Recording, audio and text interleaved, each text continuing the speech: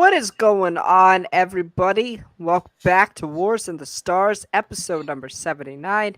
Today's going to be a Mandalorian re-review. This is the last of our 3 re-reviews before we get back into previewing some actual content. We'll preview She-Hulk next week. We have to change our podcast day again because, always changing the dates because, Disney Plus can never figure out when to release their products. Why didn't you do this when Miss Marvel and Kenobi were releasing? I don't know. I don't know why you just waited until now. A I lot of stupid decisions by companies. I can don't you? even get me I don't want to started. Don't even get discuss. me started on the Warner Bros. Stuff. Don't. I don't even understand. We're not gonna talk about this on the show because who cares about DC at this point, minus the Batman. Exactly. Uh, but before we get into it, Alex, how's your day going, my man? You're dressing better than me right now, so that's It's all I'm gonna say. it's not. I just got off of work like literally 10 minutes ago. I got home, but school starts for me in 8 days, and I want to get my hair cut before school. Tell the lady my exact stuff. She gets one number from it, and then does this to me. Gives me a nice buzz cut. Obviously, what I asked for when I gave her exact like numbers or relative numbers at least, but not a By good school, this feedback. means Alex is going to boot camp, everybody. I am. I'm gonna be in those. Oh God, what are they called? The Mission Impossible movies. No.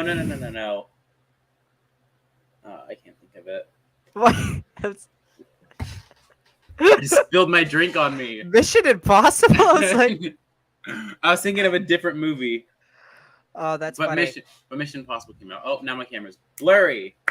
At least Oh. you're a senior now. You get to have fun this year. This is your fun year. No, not really. I'm taking AP Psychology, Sociology. It's awful. Listen, AP Psych is not bad. Out of all of the AP classes I've taken, Oh, as I'm like super close to the teacher, so I'm not worried. How about sociology yourself? is fun. Sociology is fun. It's not Mhm. AP though. There's no AP sociology. I don't think. In my school, there is. No, Really? I don't know. I don't think. I'll have to look. I didn't remember, or maybe they did offer it at my school. Well, at least you're a senior now. You get to do the Mhm. fun stuff. Apply for college. Yeah, yeah, Um, listen to a bunch of non-motivational speakers speak. yeah. I'm Your looking life forward to is that on the first day. right. Yeah. But So you- I start school on a Thursday, which makes no so sense. weird.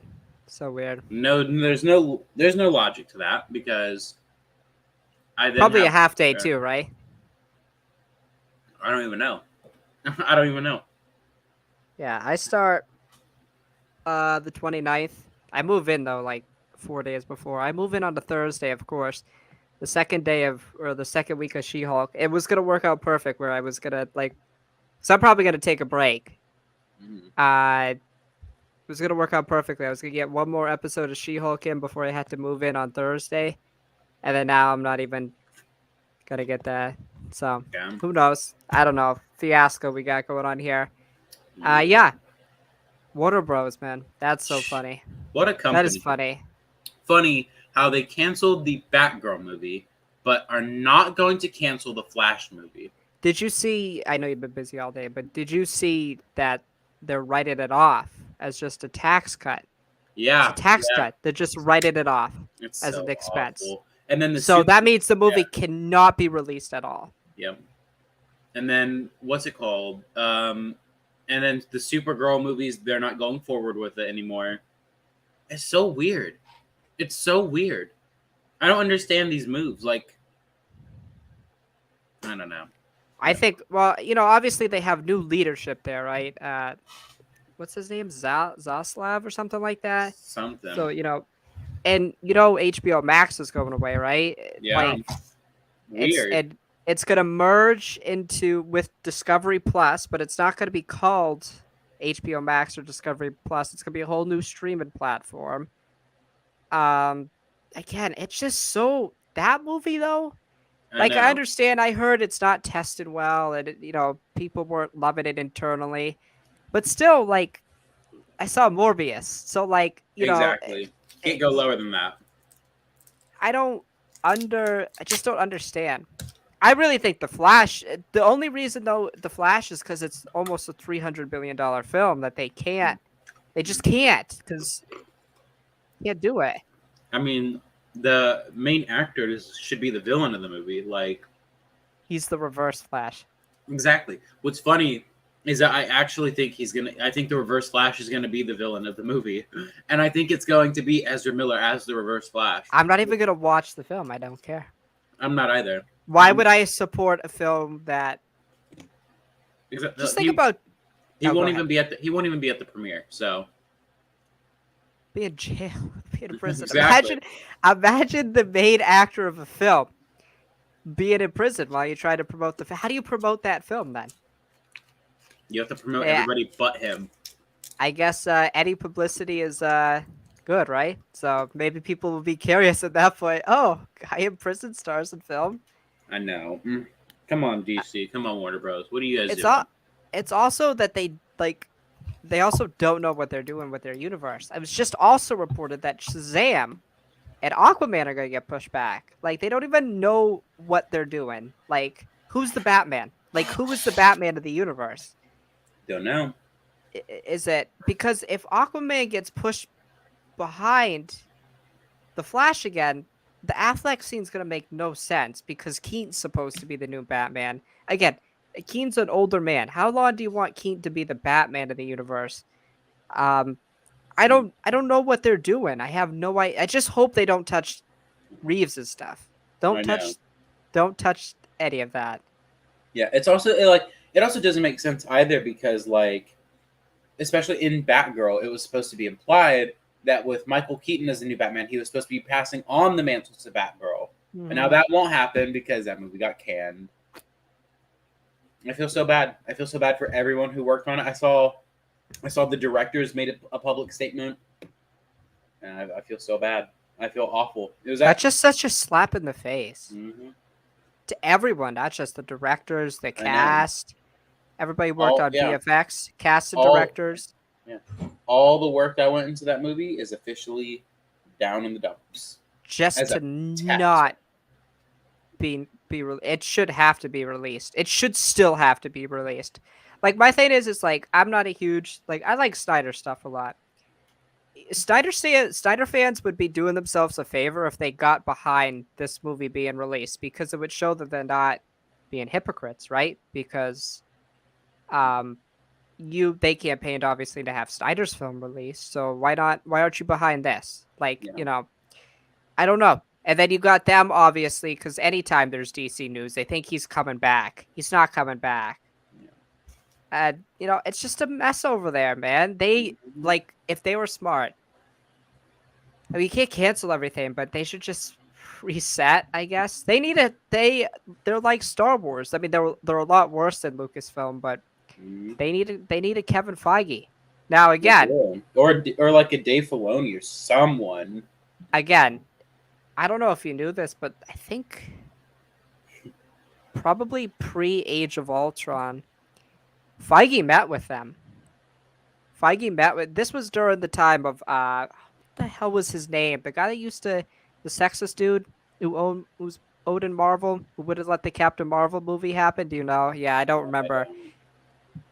Yeah, but he was pissed, Feige, and then he actually had to meet it with uh Warner Brothers.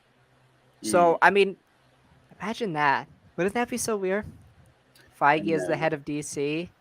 What would Oh, happen to Marvel at that point? I mean, I think there's enough of a foundation in place to work, but like, I mean, mm, I think Feige could do something even more special because I think DC has better like characters and principles.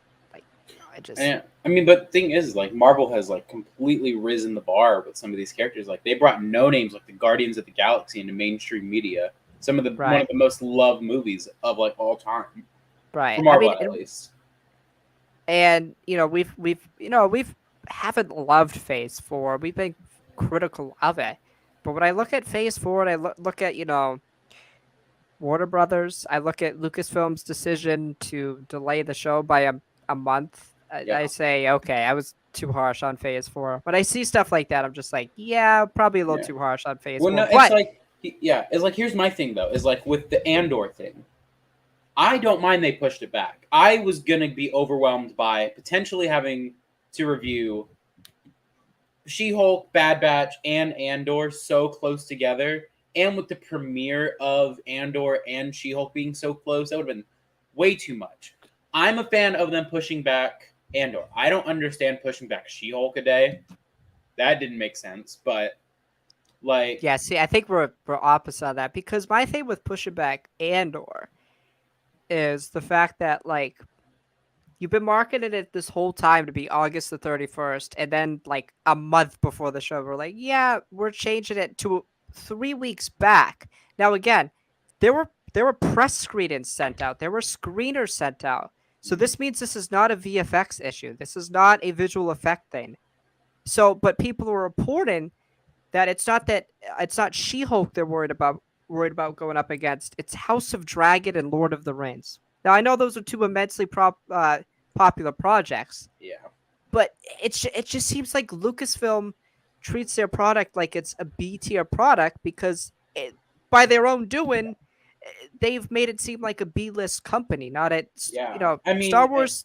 yeah. Yeah, It's like I also get that because like something that I can relate it to is like pro wrestling. Like WWE pushed their pay-per-views to a different day when they've been synonymous with Sunday pay-per-views. They moved it to Saturdays because they were worried about going up against competition. It's just like you guys are like the it company. Like Lucasfilm is the it company of media currently. they don't think that. They don't think that. They think They they're don't like think that. they think there's some C tier company that's like, oh, Andor, Cassian Andor, one of the most popular characters to come from the Disney era, won't do good against She-Hulk. I mean, I'm excited for 3 episodes for sure. I don't know how I'm Yeah. gonna squeeze that in college. It's like 2 hours worth of content. I Mm-hmm. feel bad for like people who actually have to cover this stuff and have to cover like 3 episodes worth of stuff. It's gonna be a lot. It's gonna be a lot. Yeah, for sure, for sure. I get the She-Hulk thing. Like, I get Marvel and Star Wars wanted to have different days, but shouldn't they have established that like before? They So should have wait, known. is She-Hulk Thursday releases now? Yeah. Whoa, what? Do you not like it? Why not just go back to Fridays then? That's my thing. Netflix. Is why not? Netflix. Netflix It's so. releases binge though. Like that's a I binge. know. I get it. I get That it. doesn't make sense. I think And Paramount's Thursday too. So why would I don't know. oh, god damn it! Come on, Disney. You got the Infinity Gauntlet of media. You own the internet basically. You own the two A-list like brands. Like it doesn't matter Yeah, who you're going up against. You're gonna yeah. win. Like Just make sure they don't go up against each other. That's when you run into problems. As we exactly. see. I've always said I think Marvel should be Monday releases, and I think Star Wars should be Friday. It just works better. Yeah. Or even better, keep Marvel on Wednesdays. I think Loki was the big showing that Marvel just works better on a Wednesday. I mean, look at Loki has still I think the highest viewership out of any of the Disney Plus Marvel projects. So Yeah. And then we saw how well the first 2 episodes of Kenobi did on a Friday. They did. yeah, I mean, Wasn't it 2 million views in the first day? yeah, Something like that. 2 million households. Yeah, Yeah, it's just so like, a lot more people watching. Yeah, and it's just like look, it's just numerically it just makes more sense yeah, because Oh, if you go on Thursday is such, first of all, a random day, and it's going to be harder to gauge viewership on a Thursday. The reason why Wednesday worked so good for Marvel, it was the dead center of the week. And so well, that's one of the more dead days of the week to say. Like also most people have less to do. to add on, they're not going to be the highest rated project or product on Thursdays. And now I know they're not directly competing in this, but the NFL Thursday night football is a big thing. Thursday night football. I mean, football. If you look at television ratings, if you look at like the first 10 things on the Nielsen ratings, it's all NFL. Oh, always, Super yeah. Bowl. They're gonna Thursday night football. They're gonna have to go up against. And I understand it releases during the morning. You can watch both, but if you're a family and want to watch something on Thursday night, probably most likely watching the Yeah, game for a little bit, exactly, not She-Hulk. exactly, exactly. So, I Watch don't the know. decision. We'll see. We'll see. It looks like Andor is still keeping its Wednesday release. Yes. Yeah, I don't know. Disney, make it make sense. Companies making very, very confusing decisions. Like again, I can maybe see the justification for the Disney stuff with Disney Plus. Oh, I can absolutely. I can maybe stretch myself to believe. The Warner Bros stuff I just don't get. You couldn't No. make it make sense. It's a tax write off. Doesn't matter. It was a $90 million tax write off. So, and And then you there's other projects too. That's not the only one. There were exactly. other stuff that they finished that they're just like, yeah, we're writing off. Yeah, it's crazy. Also, they cut 70% of like the team over at HBO Max. I'm like, Yes, what I are you heard. guys doing? It doesn't make. They're all gonna go to Disney. They're all gonna go to work with Disney Plus because it'll pay more, and you'll actually be I employed. like. I thought it was a real possibility that Feige could get tired of the Marvel thing and could Yeah, go there. I don't. I do not think no. that. I just I don't think it's honestly, too much of a mess now. I honestly think here's my honest prediction.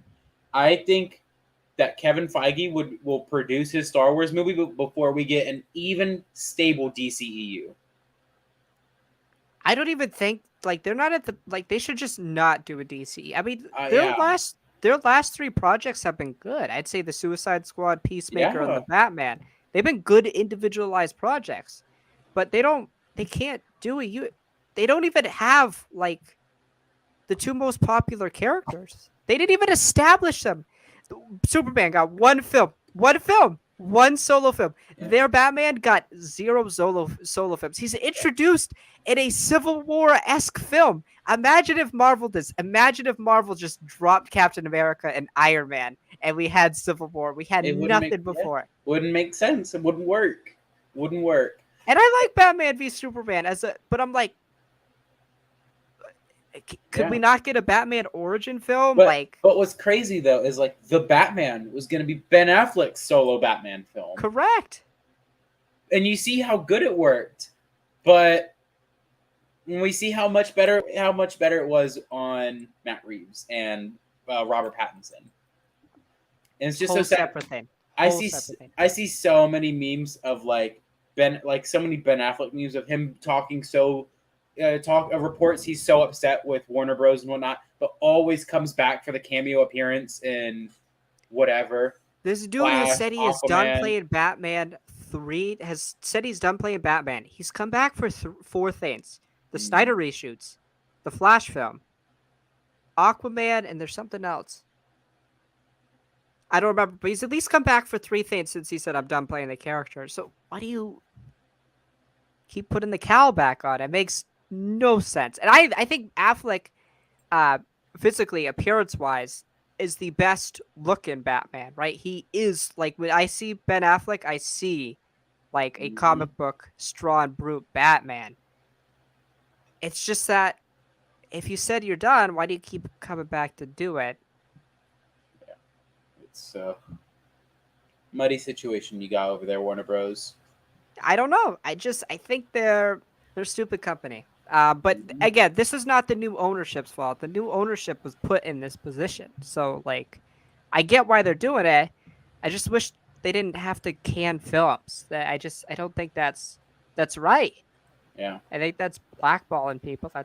I know they're gonna get paid, but they didn't get paid for their product. They didn't get to see their product come to fruition. So it's a real slap in the face for sure. Now, I don't like the excuse that, oh, the movie sucked. It didn't test well. Well, there's a lot of movies that suck that we see, right? Thor: The Dark World, Morbius, Iron Man 2, like Incredible Hulk. Like, it doesn't matter. Like, Rise of Skywalker, to many The Last Jedi, to many The Force. You can go on and on. It doesn't matter. Like, at least just release it.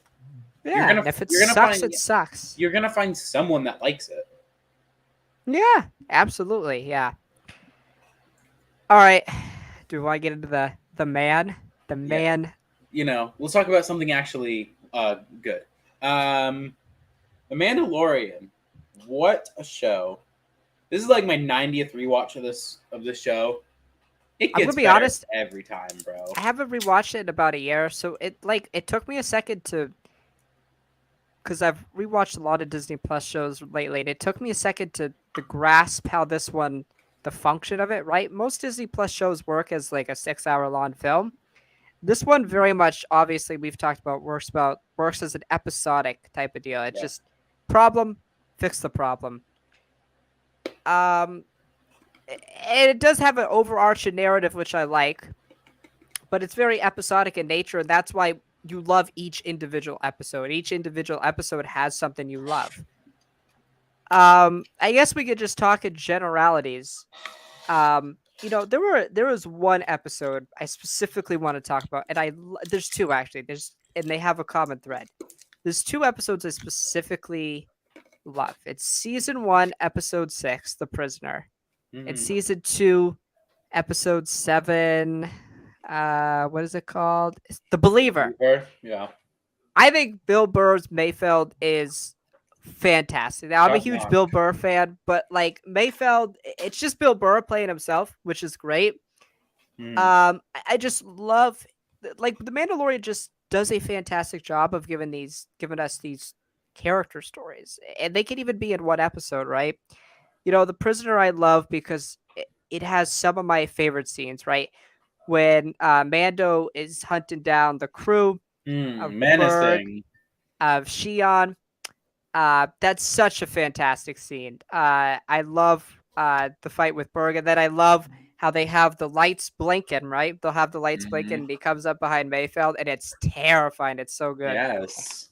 Um, Such a fun episode that I really love in it. And, you know, again, I also think what this show does a great job at, it's very nuanced, right? It's very nuanced, and it has to be, right? Because Din is a character that is very hard to express change because you can't see it visually. Mm. They do such a fantastic job or Pedro does such a fantastic job changing his voice.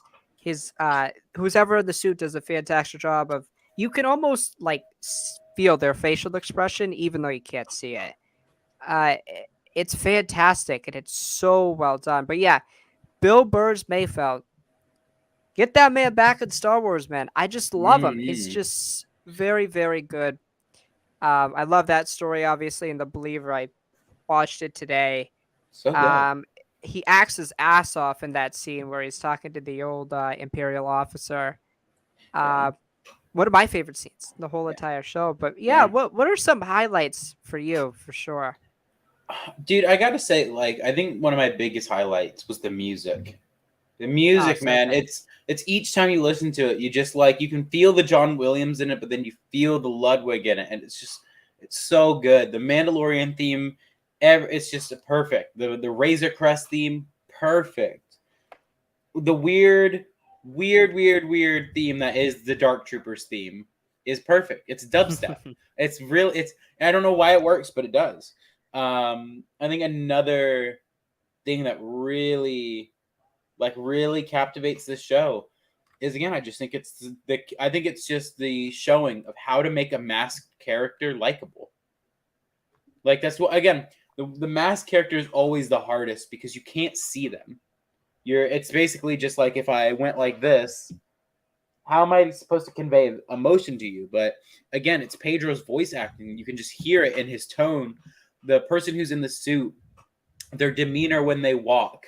You can tell his walk in season 1 versus towards the end of season 2. It's different. It's not, and you notice it in the Book of Boba Fett when we get reintroduced to him. That walk, he has that bounty hunter walk back. But when he has that walk, when he has a purpose in season 2, it's so different.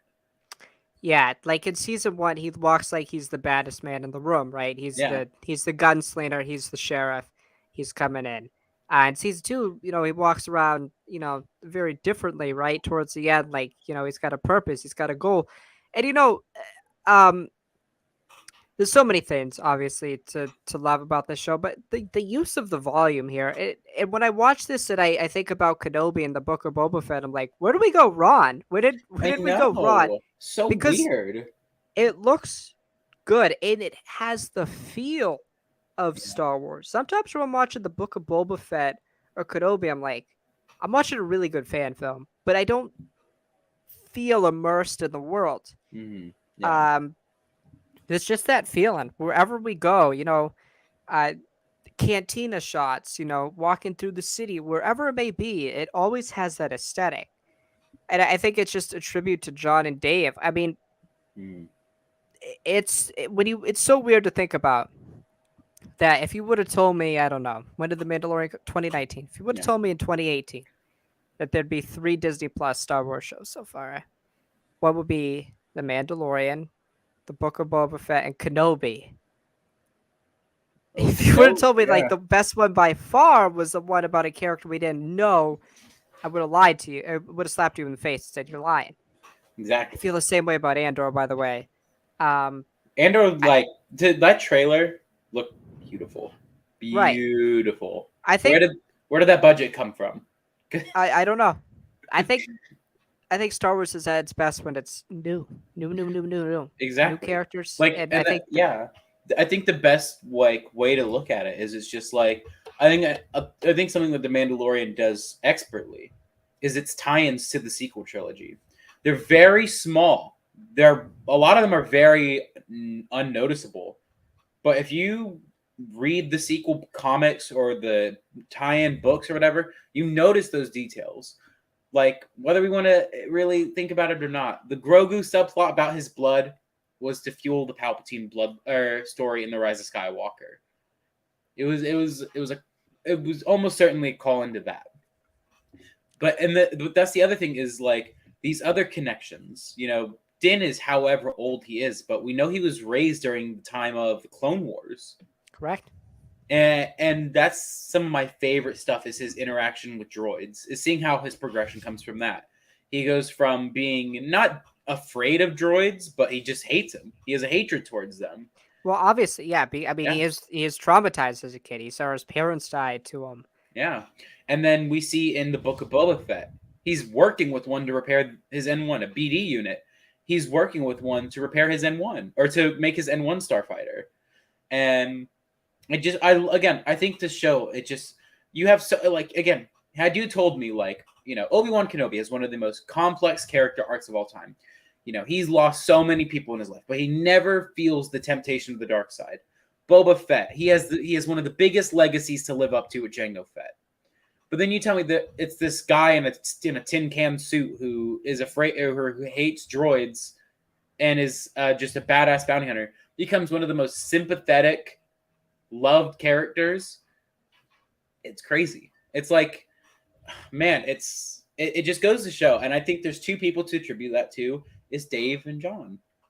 Oh, absolutely. And I also, I got to give credit to other people too. Rick Famuyiwa. Rick Yes, Famuyiwa, obviously with The Prisoner all and the directors. The Believer. Bryce Dallas Howard, obviously. Yeah. Deborah Chow. Again, I still think Deborah Chow's 2 best directed episodes are in The Mandalorian It's so itself. sad. It's so sad because It is. It is. her It is. episodes in the Mandalorian are like top notch Mandalorian The content. Sin and the Reckoning are fantastic. And then Kenobi, bro. Kenobi. The Sin and the Reckoning are. But you mentioned a character. I want to discuss Boba Fett. He's a better character in this. He works better as a side character. His story is better. As much as we all want to believe he would work as a great protagonist in a movie or two, he doesn't. And we see that when he takes the backseat in his own show to Din. Again, I defended this show because interlude stories happen all the time. This is called the Book of Boba Fett. And it always happens. Cobb Vanth's origin were 3 interlude stories in the Aftermath books. Mm-hmm. But I mean, he took a backseat in 2 of the episodes that featured Din. He wasn't in one of them, I mind you. He wasn't in one. Book of Boba Fett. I'm trying to think, out of the 16 episodes of The Mandalorian, I don't think there was a single episode where Din wasn't in it a whole lot. Oh yeah, Din's almost like I think maybe the episode where he was in it the least was the Gunslinger. That's the Gunslinger or Siege. The Siege.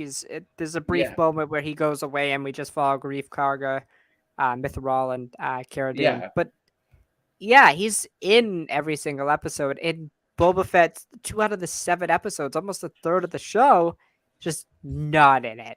Exactly. It's like also most of his story is a flashback. It's not even present day. The only thing that happens in present day is It's that Cad Bane he's stuff. ruler, Pikes come, Cad Bane, boom boom, he's still the ruler.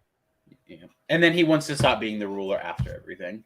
And because the thing that makes Boba Fett so cool is that he's just a badass. There's no Exactly. there's some characters you just don't need a whole Mm. lot of information about him because it ruins the Yeah. lore, the mystery around him. Boba Fett's cool just being a badass. Yeah. That's all he needs to be. Bro, in season 2, episode 6, he comes in with the gaffy stick. Mm-hmm. Just annihilates. It's still one of my favorite action scenes. Yeah. Then he goes in with the armor, and the music comes in. They have that soft tone where it goes, Durr, and then he comes in, Mm-hmm. wreck shop, John Wick style. Exactly. Exactly. Then he uses the rocket thing, Mm-hmm. and then he has the knee rockets, all of that. Like, oh my god, bro! And then the stormtrooper when he's to the side of him, he does this, yeah. crazy. And then this dude after he does all that says, "I was aiming for the other one." Bro, come Mm-hmm. on, like Exactly. He's humble. he Humble just guy. works better as a side character. His story, he just, I understand them trying to build him up as like leader of the criminal underworld, but it just doesn't work because he's Mhm. in. You Yeah. ruin the allure around the character, the aura that surrounds. I Exactly. like his backstory. Don't get me wrong. Mm-hmm. With Yeah. him and the Tuscans, but just like Yeah. I didn't need to see him I take yeah. over the past. I feel like my thing is like, everybody wanted a Boba Fett movie. Everybody wanted a Boba Fett series. But I feel like if you can't come up with a good enough story, I feel like it'd be better just for the fans not to do it. Like Right. again, I told you this, okay? Why not make the Book of Boba Fett just the Mandalorian season 3 and just add these into the Mandalorian? Because guess what? You could have easily made all of this subplot in the Mandalorian season 3 and just had the Mandalorian season 3 be like 20 something episodes. Because like my thing is this with season 3, I think it's confirmed or almost implied it's going to be another 8-episode season. Right, yeah, for sure. But with Daredevil Born Again getting 18 episodes. Now you know where the question goes. Could we get like a 16 episode season with the Mandalorian? What would you do if they did that for season 3 or 4? Like, I mean that would be nuts. Yeah, it would be crazy. I don't think Lucasfilm wants to spend that much money, but no. You know the B tier company they are, or they think they are. But yeah, I also think like we're talking about Din here, but I don't think there was almost a single side character where I was just like, wow, you were awful. Maybe except one, Taro Talakan. oh my god, we have to get that out of the way because that's the worst episode of the show. It's the worst, bro, but it's still a good episode. It's still good, but I just can't stand him. He's so obnoxious. It's not even that. It's just like when the episode. It's like the one episode that loses me. Like he smashes the track and fob, right? And what this show does so well is nostalgia, but in a good way. This episode does it in the worst way possible. It is so on the nose. Him putting his feet up like Han Solo at the same spot in the same cantina. Yeah. Now with the droid running it, it's like, come on, dude. Like nostalgia works when it's subtle. When it works when it flows with the story. We'll talk about season 2 with that, I'm sure. But like that just did not work. I'm just like, really, young hotshot on the same tape. Like, come on, it doesn't work. It just doesn't work. It's and I still think, on the nose. Like when we compare the episodes, so I think Dave directed 3 episodes total of The Mandalorian. Episode 1, 5, and then 13. Season 2, episode 5, Yes. right? Season the Jedi, yeah. Yeah. And so I think it's crazy. Like you rank that once he's directed, I think it's obvious. It goes the Jedi, the pilot, and then this. Like it's just so crazy because it's also like a massive jump and quality also. Oh yeah. Oh yeah. 100%. Like 100%. episode 1, I still remember watching the first scene of episode 1. Like just going crazy when he fights the people in the bar. And of course you get the iconic line, you know, I can bring you in warm or I can bring you in cold. Which, by the way, will still forever bug me that they just reuse the audio snippet from the scene in the Boba Fett set. I'll Yeah. forever hear it, and I'll be forever angry about it. But I just like it's crazy. That's one. It's like one of those things. It's just like there are like 3 characters. If you write them in Star Wars, if you write them perfectly, they'll always be a badass. The Mandalorian, Boba Fett, and Darth Vader. They can do nothing. They can just stand in a doorway. But you do the scene right, and they can be like, oh shit. Din's also the biggest idiot of all time. Does this look Jedi to you? I still love that. Is that a bench? I love it. It's he asked Luke. He literally asked Luke after he takes out an entire platoon of Dark Troopers. Mm-hmm. Are you a Jedi? Yeah, that's my favorite. Those are my favorite videos. It's like 8 minutes of Din Djarin forgetting he's in Star Wars. It's my favorite. They write him as the biggest dumbass ever, but he's so funny. Like I'll tell you this: The Mandalorian, it does not get enough credit for its comedy. It is so hilarious, bro. It is so funny. It is. It's just like again, it's one of those things.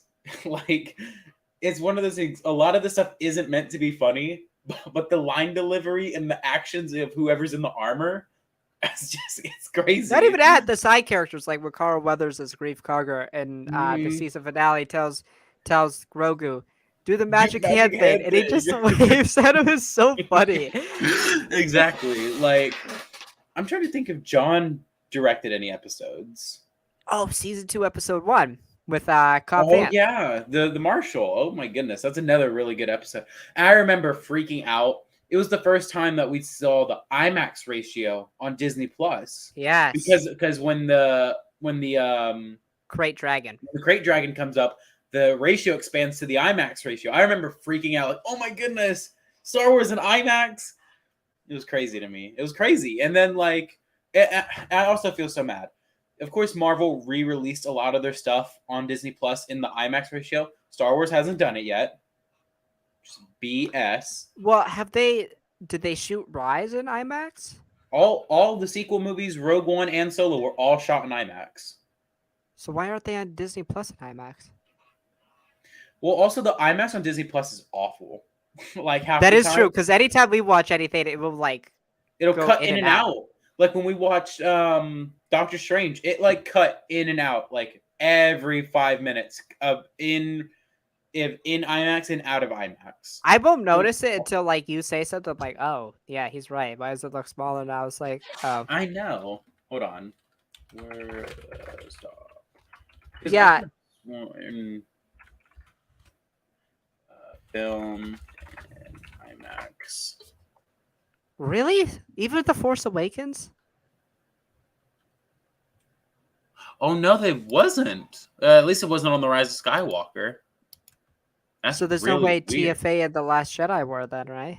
Probably not. Oh my goodness, we're Star Wars. No, it doesn't. No, I don't think they were. Yeah, I was gonna say. I thought. Oh yeah. Oh, wow. The Last Jedi had one sequence shot in IMAX of the entire film. Yeah, because I thought Marvel was really. I thought Marvel was really the first to do that. What was Marvel's first film shot in IMAX? Was Iron it Man Infinity 1. War? No, Really? It was Iron Man 1. Iron Man 1 is one of the movies on Disney Plus that has the IMAX viewing.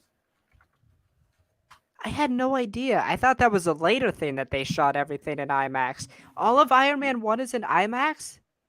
No, I think it's one of those things where it cuts in and out of IMAX. But some of the movies I know for sure, Infinity War and Endgame are fully in IMAX.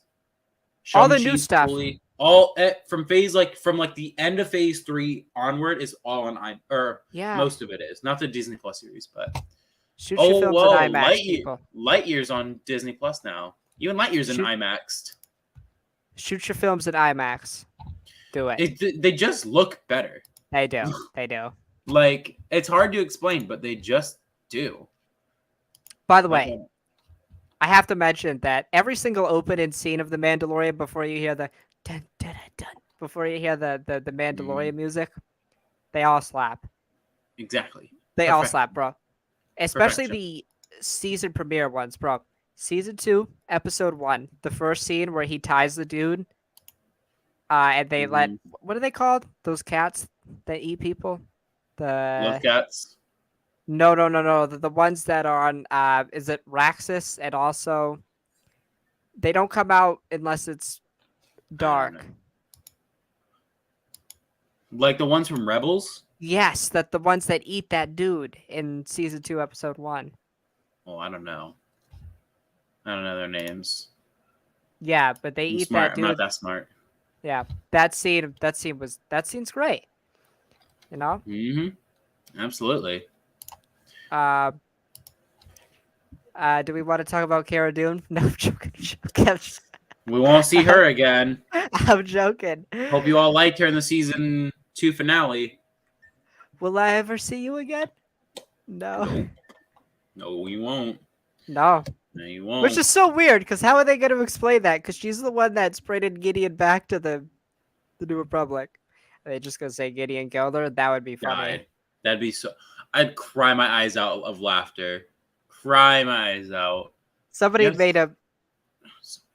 What? We're not a political show, but somebody made a funny joke about she should die on a planet that you need a mask to go on. That'd be crazy. That'd be crazy. That'd be I would crazy. die, bro. That would be a boys type of thing. Mhm. That would be hilarious. Yeah, she's not bad though as a character. No, like, and it's also one of those things, like in the finale when the one Imperial guy brings up Alderaan.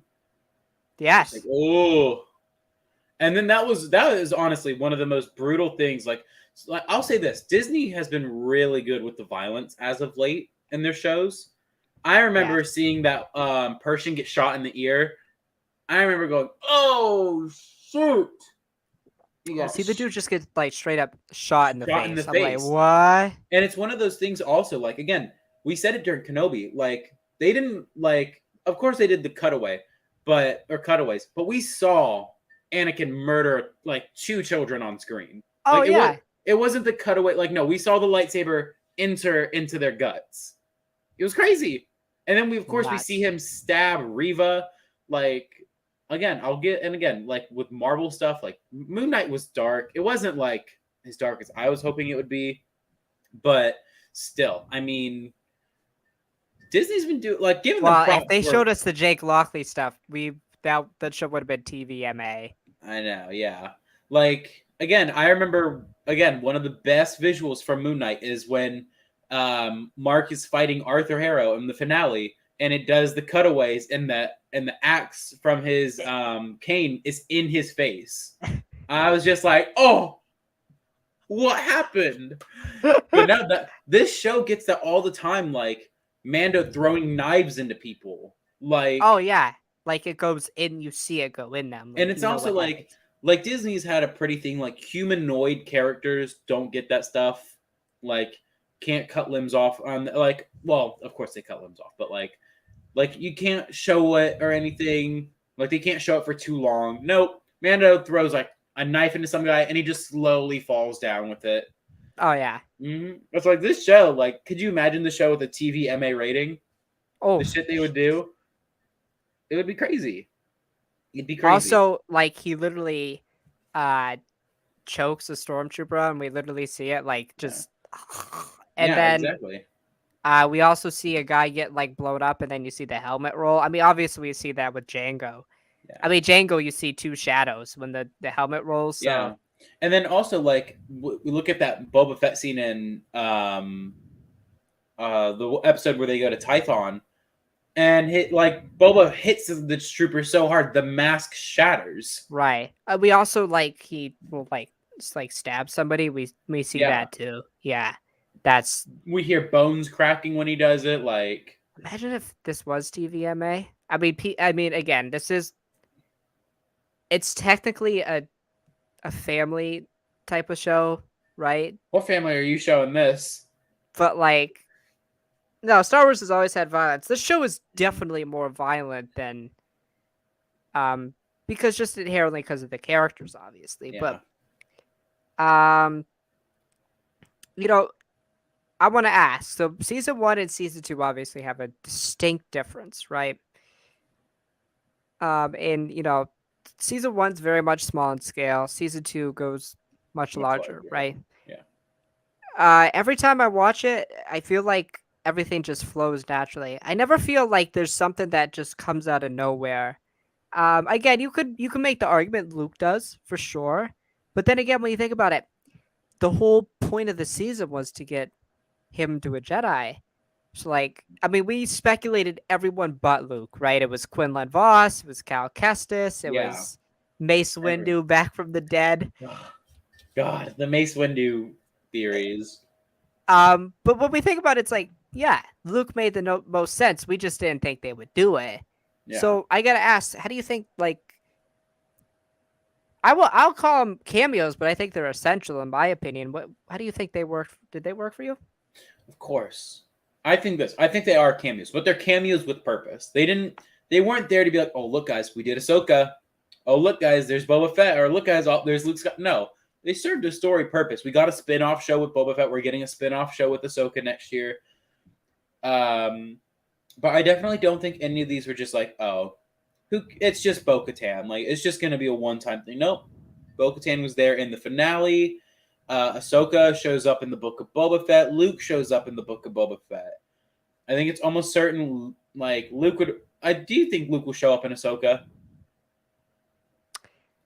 Yes, because I think you're gonna get a scene. I might make you emotional here with I know with Anakin, Luke, and Hayden. Ahsoka, With Hayden, I know it's gonna be so crazy. and And Ewan. Bro, if they oh, bring Ewan too, dude, I'd cry. I'd die. And it's like again, I think there's a difference because there's cameos for cameo's sake.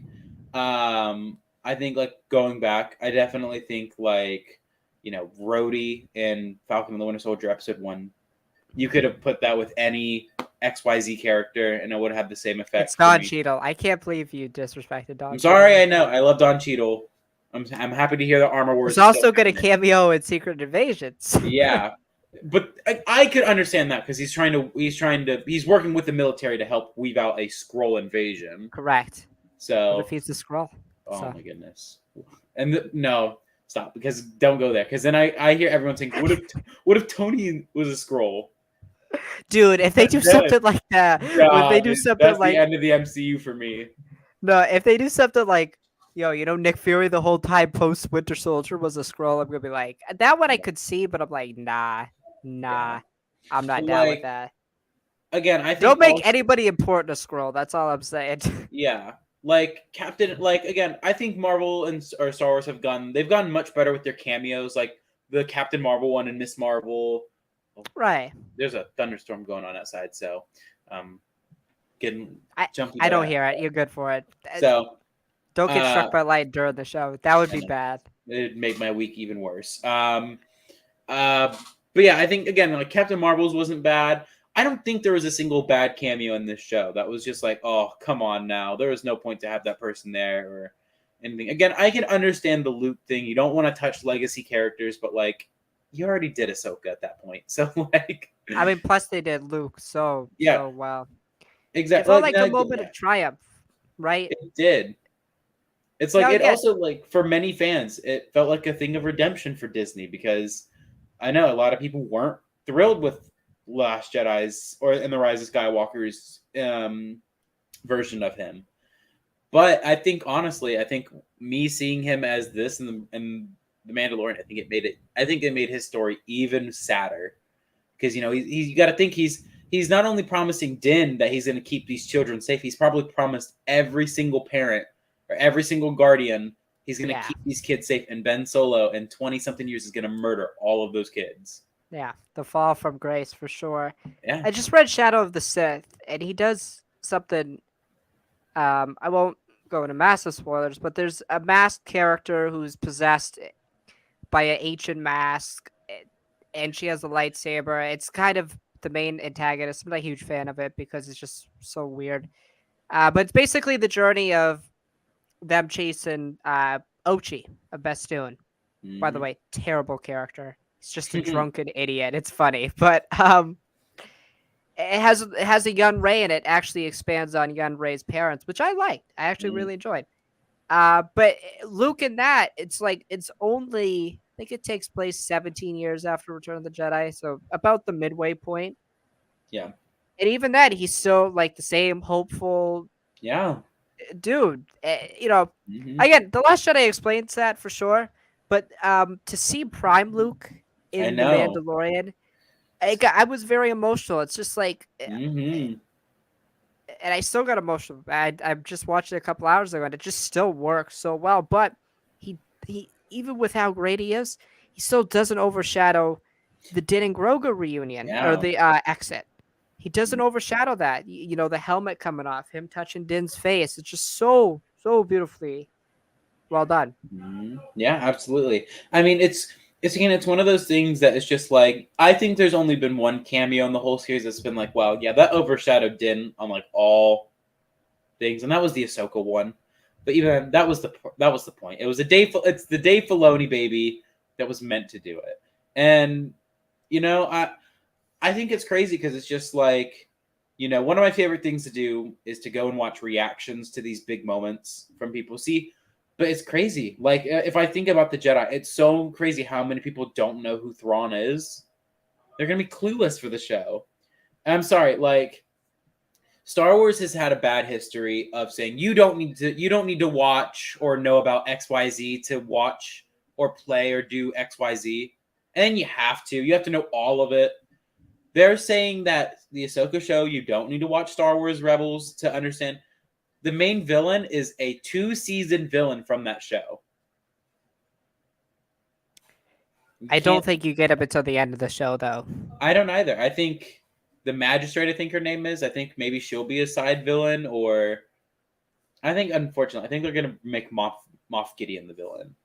I don't know. I got this inkling suspicion that Moff I don't know be the because villain. there's still a lot of questions, right? Obviously, with what's up with everything. What's up Mm. with Gideon? By the way, Giancarlo Esposito. He's Perfection, just a dude. menace, bro. He's a menace. After watching this, dude, it's like I know a lot of people aren't gonna like it, but suck my nut.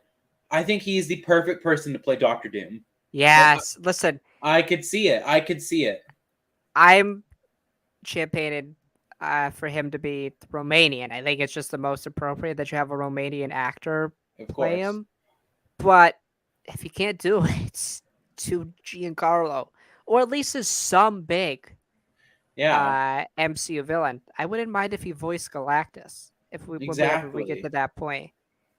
But Exactly. also his cadence, right? I love the scene in the season 2 finale where the guy literally got his ass beat by Din. By the way, great fight with the Beskar spear and him with the dark Hmm. saber. And he's just like, this is gonna be interesting. And he's just monologue. He's just talking, and Hmm. there's nothing Bo-Katan can do. She is pissed. And Din's like, yeah, just take it, man. I can't take it. And he's Yeah. having the last laugh. And then the shock on his face when he sees Luke, because we have to remember, Luke at this point's a legend, right? This is not like he is essentially he's God, right? He's essentially our Yeah. equivalent of God. So he's terrified. He's heard the stories. He's ISB. He knows exactly who it is, and he's Hmm. horrified. But yeah, his acting, it's not enough Perfect. of him though. I know. Especially in season one. Especially in season one. Just not Yeah, enough of them. I mean, Werner Herzog's character is great. The client, he's Hmm. very cool, but he doesn't have the physical like No. prowess and threat that Yeah. I Gideon does. unfortunately do think I love The Mandalorian. I sing its praises all the time. The Mandalorian was the official start of the villain coming in too late into the series problem. Right, right. Like Moff Gideon, we're only introduced to him in episode 7 of the first season, At the end. the very end of the episode, and we only get one episode. We get no backstory to anything until season 2, and even then, we don't get everything. We still don't know how he got the dark saber. We still don't know anything in that relation. Um, and yeah, it's unfortunate because I unfortunately think they're going to do the same thing in Ahsoka with Thrawn. I think they're going to do the same thing with whatever they do in season 3 of The Mandalorian. Um, Now, we do know he's ex ISB and he was yeah, stationed on Mandalore. That's basically all we still know. yeah, And he had the dark saber. Now, Hmm. again, we don't know how we presume he beat Bo-Katan. Um, which I don't know how. Because I would make the argument that Bo's a better war. I think he stole it. I think it's Uh, gonna be a thing like they were fighting, and then the room they got like had an explosion go off, and he just stole the sword. yeah. Um, but he's gonna be back in Mandalorian season 3.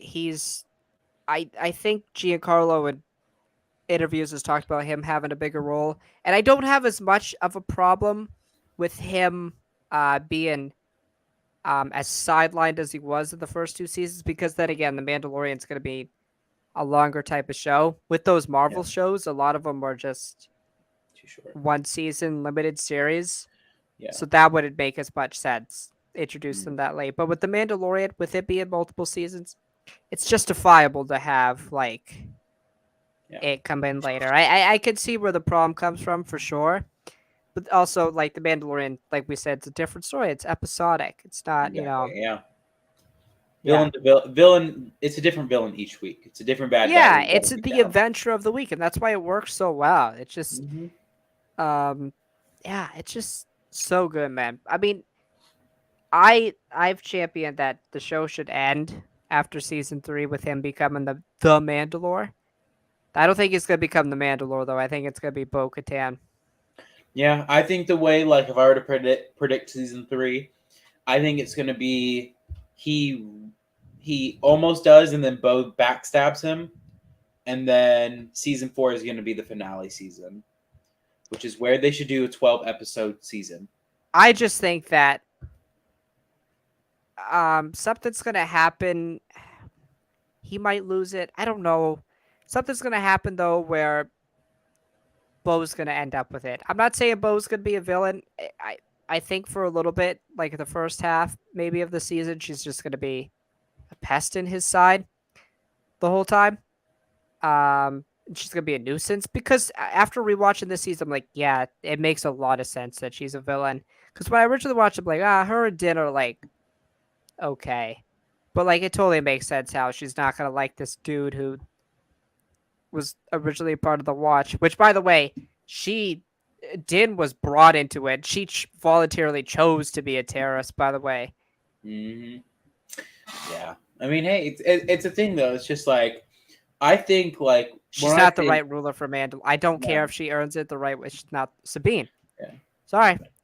Sabine or Din would be my 2 picks, not Bo-Katan. yeah, That's like the I last think person I want leading. yeah, I think though like a compelling story though is it's just like I think you know Bo is one of those people. Like, if she became a villain, like, she's one of the most justified people in doing it. Like, her home is in constant disarray. Her sister was murdered. You know, her the person that she followed was beheaded in front of her. Correct. Um, you Sister know, died. yeah. I mean, she's lost everything multiple times over. Like, she won the Siege of Mandalore with Ahsoka, and then Mandalore became under Imperial rule like hours later. Yep. And so it's just like she has good reins to be a bad guy, and she would be a really good bad guy. But it'd be a sad story because I think if you turn Bo bad, I think you gotta axe her, man. I think she's She's got to got die. the Wanda effect where she back and forth, like Yeah, always in flux, right? She's got yeah. that type of effect, I think. I think what's gonna happen though is I think Din becomes the Mandalore. Mm, Um, I think he's gonna summon a mythosaur. I think it's prophesized that he's like the second coming, right? Essentially, Jesus has risen for the Mandalorians. yeah, But I think Din's gonna be able to then appoint Bo-Katan as the ruler because I don't think Din's gonna want to do that. I think he's yeah, just gonna want to, do his own thing with Grogu. Which then again, I'm not a huge fan of him being back this early. I love yeah. those two together, but like, I kind of to equate it to something I think that's gonna happen in Marvel. I think it's bound to happen that Loki from the Loki TV show and 616 Thor are going to meet again in either Secret Wars or the Kane's Dynasty. Hmm. and we're gonna have a lot of space in between Thor's last interaction with Loki and that sort of Yeah. thing. Like it should have been a longer. I'm not saying like a whole season, but maybe 2/3, 3/4 of the season until Yeah. Din No, I gets get you. Grogu back because and it also happens not in his show, which is Yeah. crazy. Again, dude, I'm telling you, Mandalorian season 3 is not what we're gonna be getting in February. We got it with the Book of Boba Fett. It is. I do want to ask you. So, with Ahsoka and Mando and Skeleton Crew Hmm. coming out next year, Hmm. what is the timeline? Do you think going into that? Do you think the Mandalorian season 3 takes place after Ahsoka, but Ahsoka comes out after the Mandalorian? Where does Skeleton Crew fit into all this? Too much. I think it just goes by release order. I don't. But how does that make sense though? Like you'd have to think the magistrate would give up the location or give some details to where Thrawn is, and Ahsoka's just like, okay, I'm gonna go hang out with Luke Skywalker for a bit. Okay, bye. Like it would be so weird. That he's like, Well, my thing is also we don't. It has never been confirmed when that Rebels epilogue takes place. I still think it's after that stuff with Luke we see in the Book of Boba Fett. I think when Ahsoka tells Luke yeah, I'm leaving, she's going to find Sabine. I think kind of the trailer, the leaked mhm, Ahsoka trailer, kind of yeah, confirms that. yeah. So I, I mean, would have to be taking place congruently, maybe like Din's Something, stories taking place and then yeah. Ahsoka's stories taking Because place. I think it's not even that. I think it's just where does Skeleton Crew fit into this? Because it's one of those things. It hasn't been officially confirmed to tie into the Mandoverse. But I mean, come on, you're in the same years as the Mandoverse. You're in Right, the and same Favreau and year. Filoni are attached to it. They're executive producers, so I assume Exactly. it's yeah. It's like, but it's like, okay, so it's Stranger Things in space. Okay, what are these characters like? You got to assume one of them's gonna be force sensitive, and that's how they're gonna train Grogu or some stupid shit. Um, like it's weird because it's Or just like Brandon Luke again. yeah, it's just like I am super excited for Skeleton Crew. Like I know it sounds Definitely. like I'm shitting on it, but uh, where where would this make sense to bring in essentially four random kids into a guy in silver armor becoming the leader of a cult? Like it don't make sense, but you know what? They made a green little dog becoming a Jedi make more sense. So Also, in you Dave know, and John we trust. we have to add like they've talked about having a theatrical release on Disney Plus. Like how we have no gauge because Star Wars Lucasfilm doesn't announce stuff like Marvel. We've equated this to the MCU. We call it the Star Wars Cinematic Universe, so the Mandoverse, the Filoni Favreauverse, whatever. Like, how far are we even into it? Are we like entering phase two? Like, are we in the? Something like the thing is though is it's just like I feel like if they're gonna go down this route of doing this Marvel esque thing, I feel like a Disney Plus movie just makes the most sense. Like I think the first big team up that brings in Luke, that brings in Boba, that brings in Ahsoka, that brings in the Skeleton Crew would be a battle for Mandalore. Like I it guess just it's Thrawn. yeah, it just makes sense. And then you could have some other team up happen. And now again, it is unfortunate because Rangers of the New Republic is all but confirmed to be being canceled, which is Which, by the very way, 100% so sad. was getting set up with the Cara Dune getting the Ranger thing from Carson Yep. Teva. 100% getting set up. That was gonna be her show, but things Yeah. happen. Things happen. It is what it is. Yeah, I think that's the obvious route we're gonna go is like a team up, but I don't know if it's gonna be in the Mandalorian season 4 or end of season 3 or something because I think like Skeleton Crew is probably gonna come out end of next year. Yeah, probably the fall. Like, cause Ahsoka they're will filming probably now. yeah, because Ahsoka will probably be the August release. We know Mando's gonna be the February release, which is really weird. I don't know, but also like, this is the Bad Batch and Tales of the Jedi. We don't have no idea about. Yeah, I don't know. You know what? You want to know my suggestion? Just don't release the Bad Batch season 2. Tales of the Jedi could be good. I have seen though, it's been really weird. I've seen a lot of people say that Disney is in a crutch spot with Ahsoka. Like they don't know, like they're with the usage of Ahsoka, like they're tying they're backing themselves into a corner with her story. I'm just like, not really. What do you like? Here's my thing. Her Okay. story is almost over. Yeah, I was gonna say, here's my thing. Okay. I do think of the Disney era. I think my big gripe with them is they crutch on Ahsoka a lot. She's in every story basically that That's a Disney's Dave released. Filoni thing, not a Disney thing. That's just No, Dave. because she's in or the Destiny show or whatever, the girl show.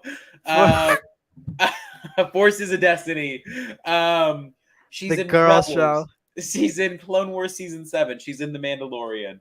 Tales of the Jedi. She's getting 3 stories for. She's getting books. All of that.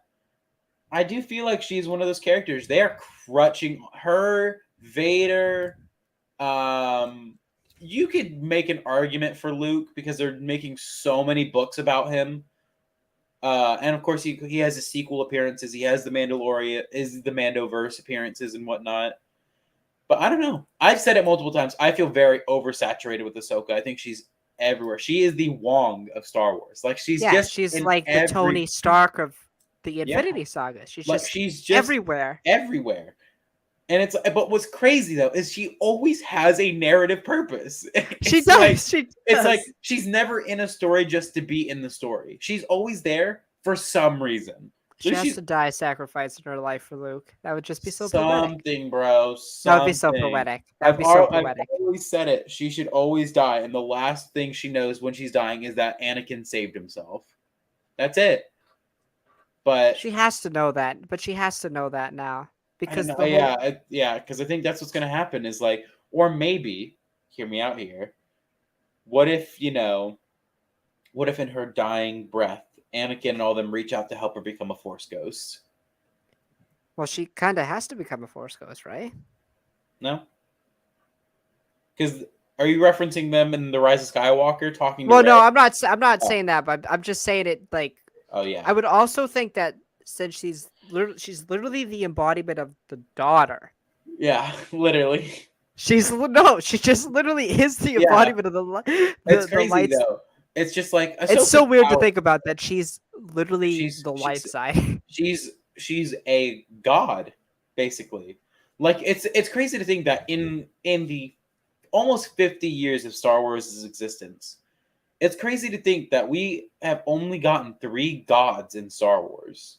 Yeah. I'm surprised they haven't done more. I'm happy they haven't. It would feel too Marvel if they did. It would feel way too Marvel. And Mortis is still, to me, Mortis is still the most inventive out of the box thing Star Wars has ever done. Yeah, like it was absolutely. so. I'll never forget being a kid and being like, "What am I?" I know. It's great. And just to think, we would have seen Darth Revan and Darth Bane in that arc too. Yeah, but that would have felt. Yeah. It would weird. Like with the lore, it wouldn't work because they were Force ghosts. But and also, why would the Son, the embodiment of the dark side, need to reach out to Sith Lords? And it also wouldn't work because Revan's story is that he was a Jedi who fell to the dark side and then got his brain washed and became a Jedi again. Yes. So you wouldn't even be able to contact the Darth part of him because he basically banishes that part of himself. Darth Revan is the Moon Knight of Star Wars, by the way. That man is crazy. Yeah, that is true. That's facts. This show is just so fantastic. I don't have any thoughts. I think I gave season 1 like an 8.75. I think we're gonna give season 2 a 9. I just think like the latter half of both seasons are so fantastic. Good. Like fantastic. I'll always say the first like 2 episodes of both seasons always kind of feels not filler, but like they don't connect as largely to. They're still really good. Mm-hmm. I think both premieres are still really good. They're both 8.5. So I still think. I think going into it, I still think season 2 is still the better season, and I don't think it's a thing like by far. Season 1 is still good. I still think it's an underrated thing that a lot of people don't talk about. I think rating it, I think season 1 for me is an 8.5 out of 10, and then I think season 2 is like a 9.5. I think the only thing that it like really gets it for me is season 2, episode 3. It kind of feels really filler in parts. Oh, But The Passenger, yeah, episode 2. but I also get it because it's building up the Grogu and Din things in the finale. It's setting up the next episode with the heiress. It's setting up. I still really like that episode. Yeah, I gave it 8. I still yeah, really it's still enjoy really it. good, but it is the most filler episode of the entire show. By the way, creepy. I'll never forget being up at 3 in the Spiders, morning, seeing spiders, spiders. I'm like, nah.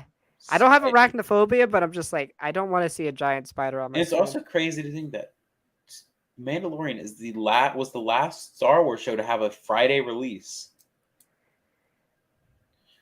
That's Oh, false. The Bad Batch. okay.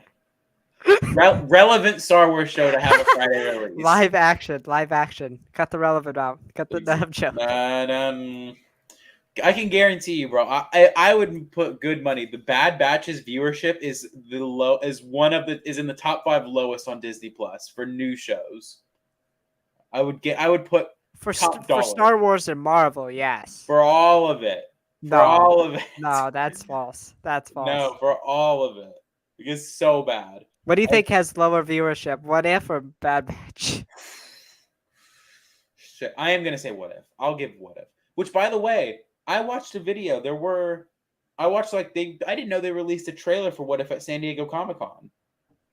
Oh, you watched the leaked trailer? Yeah. How'd it look? I mean, it looked like... It looked like What If. like the Hello one, I didn't get. I don't remember seeing much. But the Odin and Mandarin one, it's still my most anticipated one, bro. Still my most anticipated one. Nuts. They showed some from What If Captain Carter fought the Hydra Stomper. Steve has a beard in it, and it looks so weird because it's young, scrawny Steve with a beard. It's not buff with the Infinity Jaguar. War beard.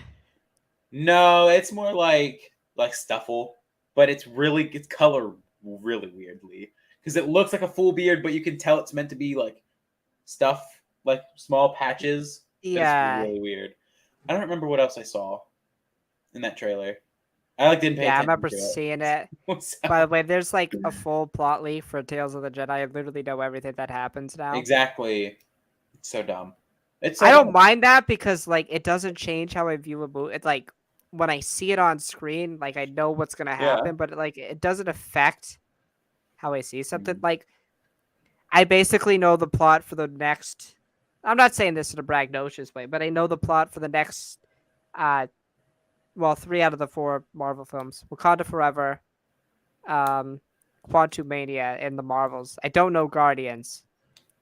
So, Guardians, but that's also because Guardians filmed multiple endings, from what I heard. Also, by the way, like if I could say like what is the most Marvel thing to equate to the Mandalorian, I always say Guardians, bro. I always say Guardians.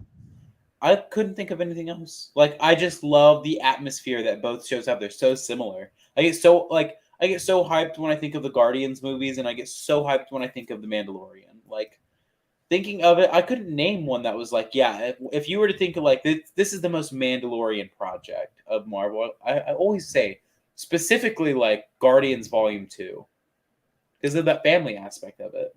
I think I could see that from like an aspect of it being so different and bold.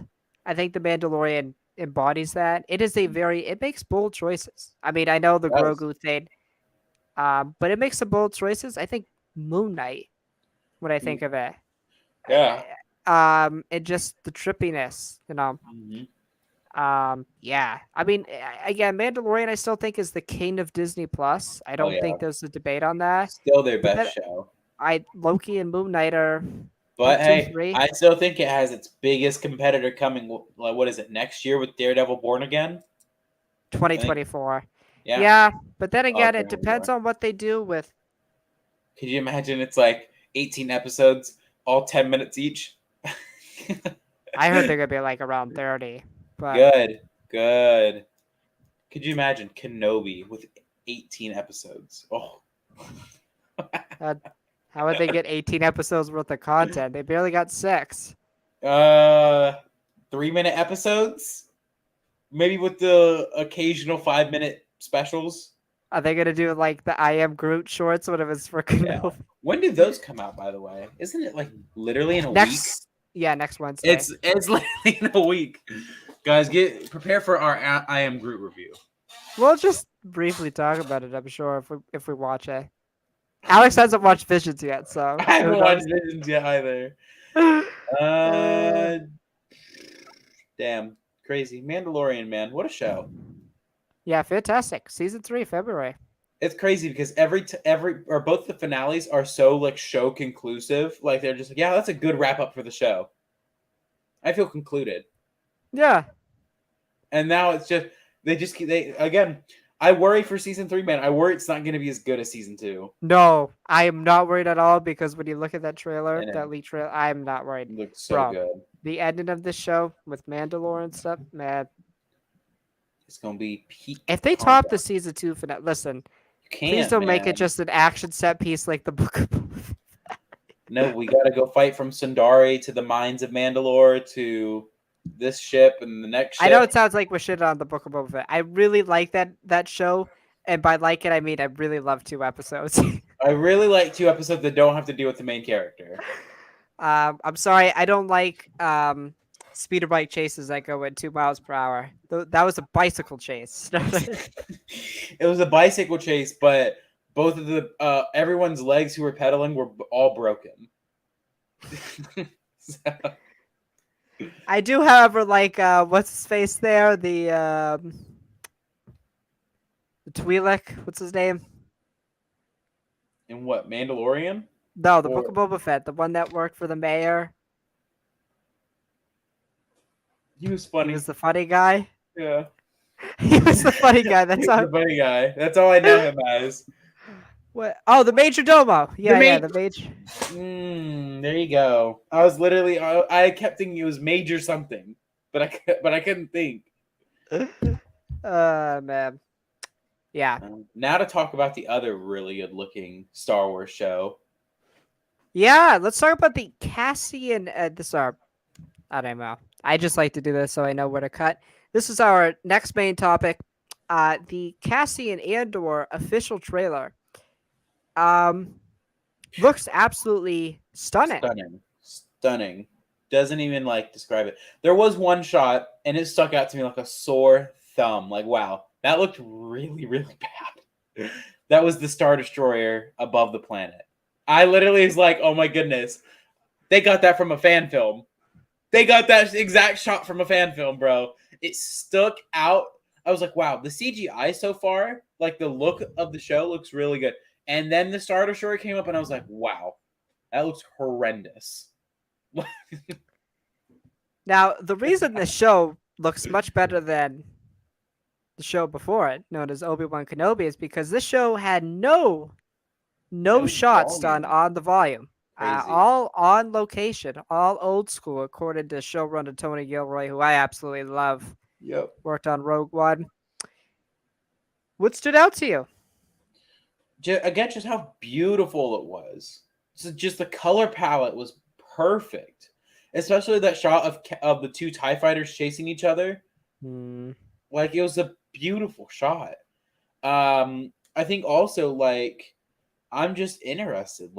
It's a show that is just I'm not Cassian wasn't my favorite from Rogue One.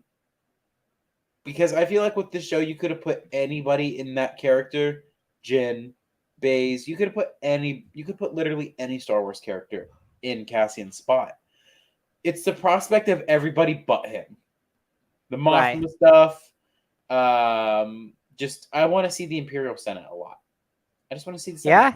We see it a few times in the trailer. I want to think, could we see the Senate himself in the show?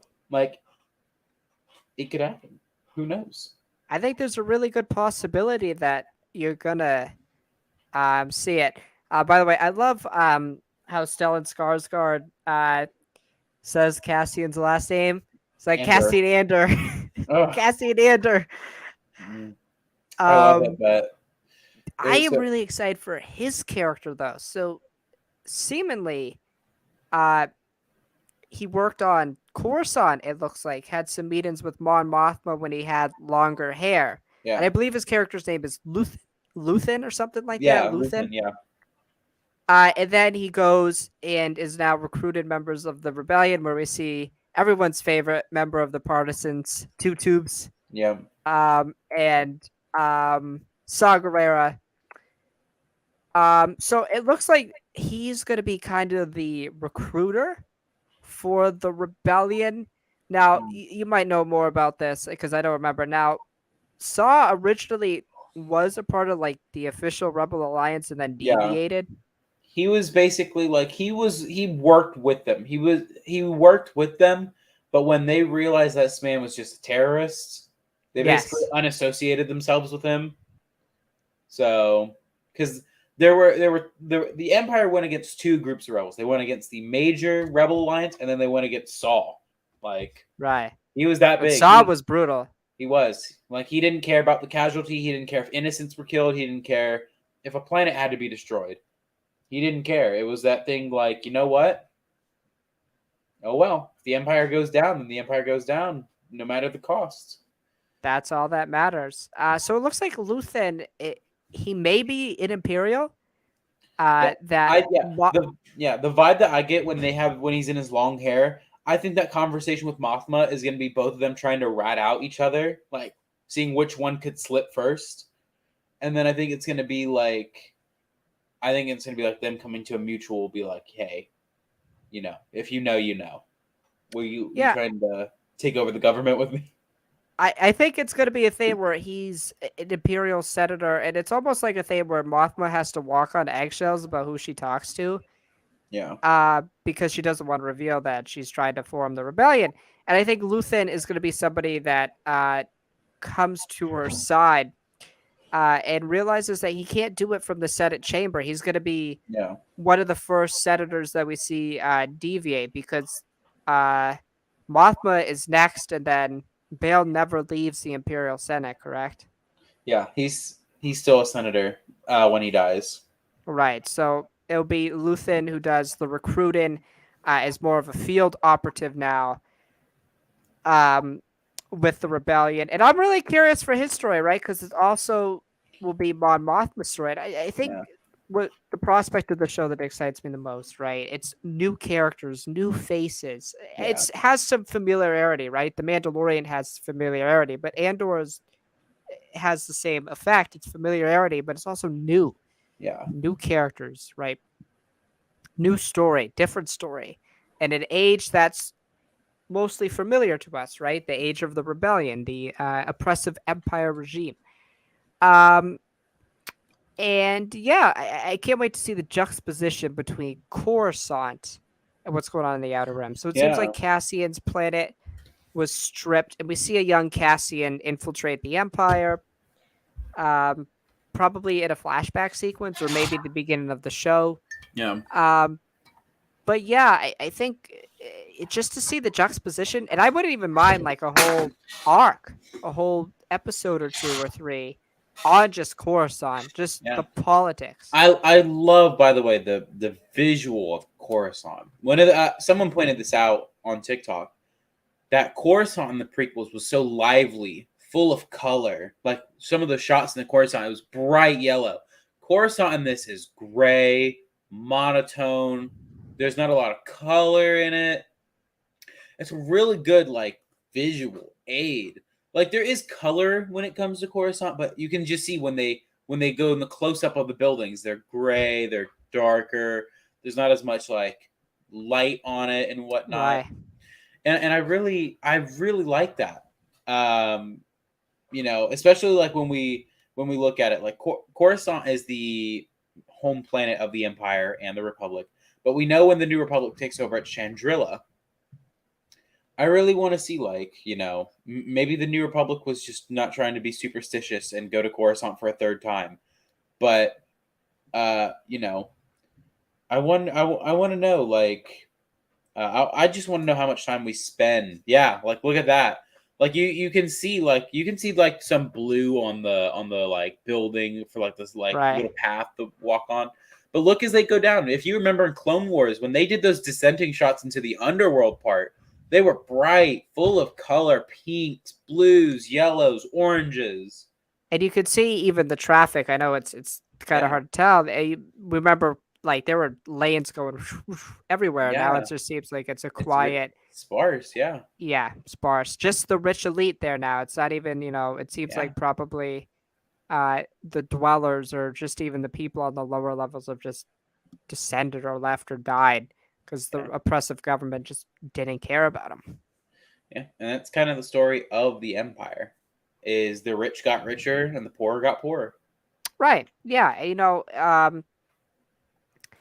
Yeah. It just I think it does a great job of still invoking the Coruscant we see in the prequels, right? Just visually, but a different tone. And Yeah, I love the way this is shot. You can almost feel like you're watching a World War II film or World War yeah. One film where we You can, see people yeah, protesting this oppressive government, this yeah. oppressive regime. You can even see it in the blasters that they hold. Some of those literally look like just AK-47s They are. painted I think black. they are They are. AK-47s. They It's are crazy. AK-47s. Yeah. It's just like it's the most war show ever that for Star Wars. Like Puts the war Rogue, back in Star Wars for sure. like Rogue One felt like it for sure, but like I gotta think this is the prequel to Rogue One. Um, so yeah, man, I think looking at this show, looking into it, I think Andor has the potential to be the best Star Wars show, even better than the Mandalorian. Oh yeah. Um, but I think it's all up to execution. I do worry with one part of the show. We have to please remember that this is the Andor show. I do know we have to focus on other characters like Mon Mothma and Luthen and all of them, but I really hope we don't get a Book of Boba Fett problem where Andor didn't show up in any of the episode or in some of the episodes. Even if it's a small thing where he's saying that he's doing something or whatever, that's kind of my worry. But like, Yeah, apart but from that, like the yeah. music, dude, I also Oh, it's one of those things, dude. I think Andor. I think like I'm still waiting for it. Okay, I know it's something that I know I'm gonna cringe the first time it happens, but it's inevitable that it's gonna happen. I'm waiting for the first trailer that Disney released with Star Wars that features real world music. I'm waiting for it. I'm waiting for it. And I think Andor, honestly, I think this trailer, there were so many songs at first that jumped out to me, be like, wow, that would have been like fire for this trailer. But yeah, missed opportunity. we'll get it someday. I'm waiting for it. I know I'm gonna cringe each time it happens because Star Wars just doesn't fit real It's world such a music. Marvel thing. That's my problem, bro.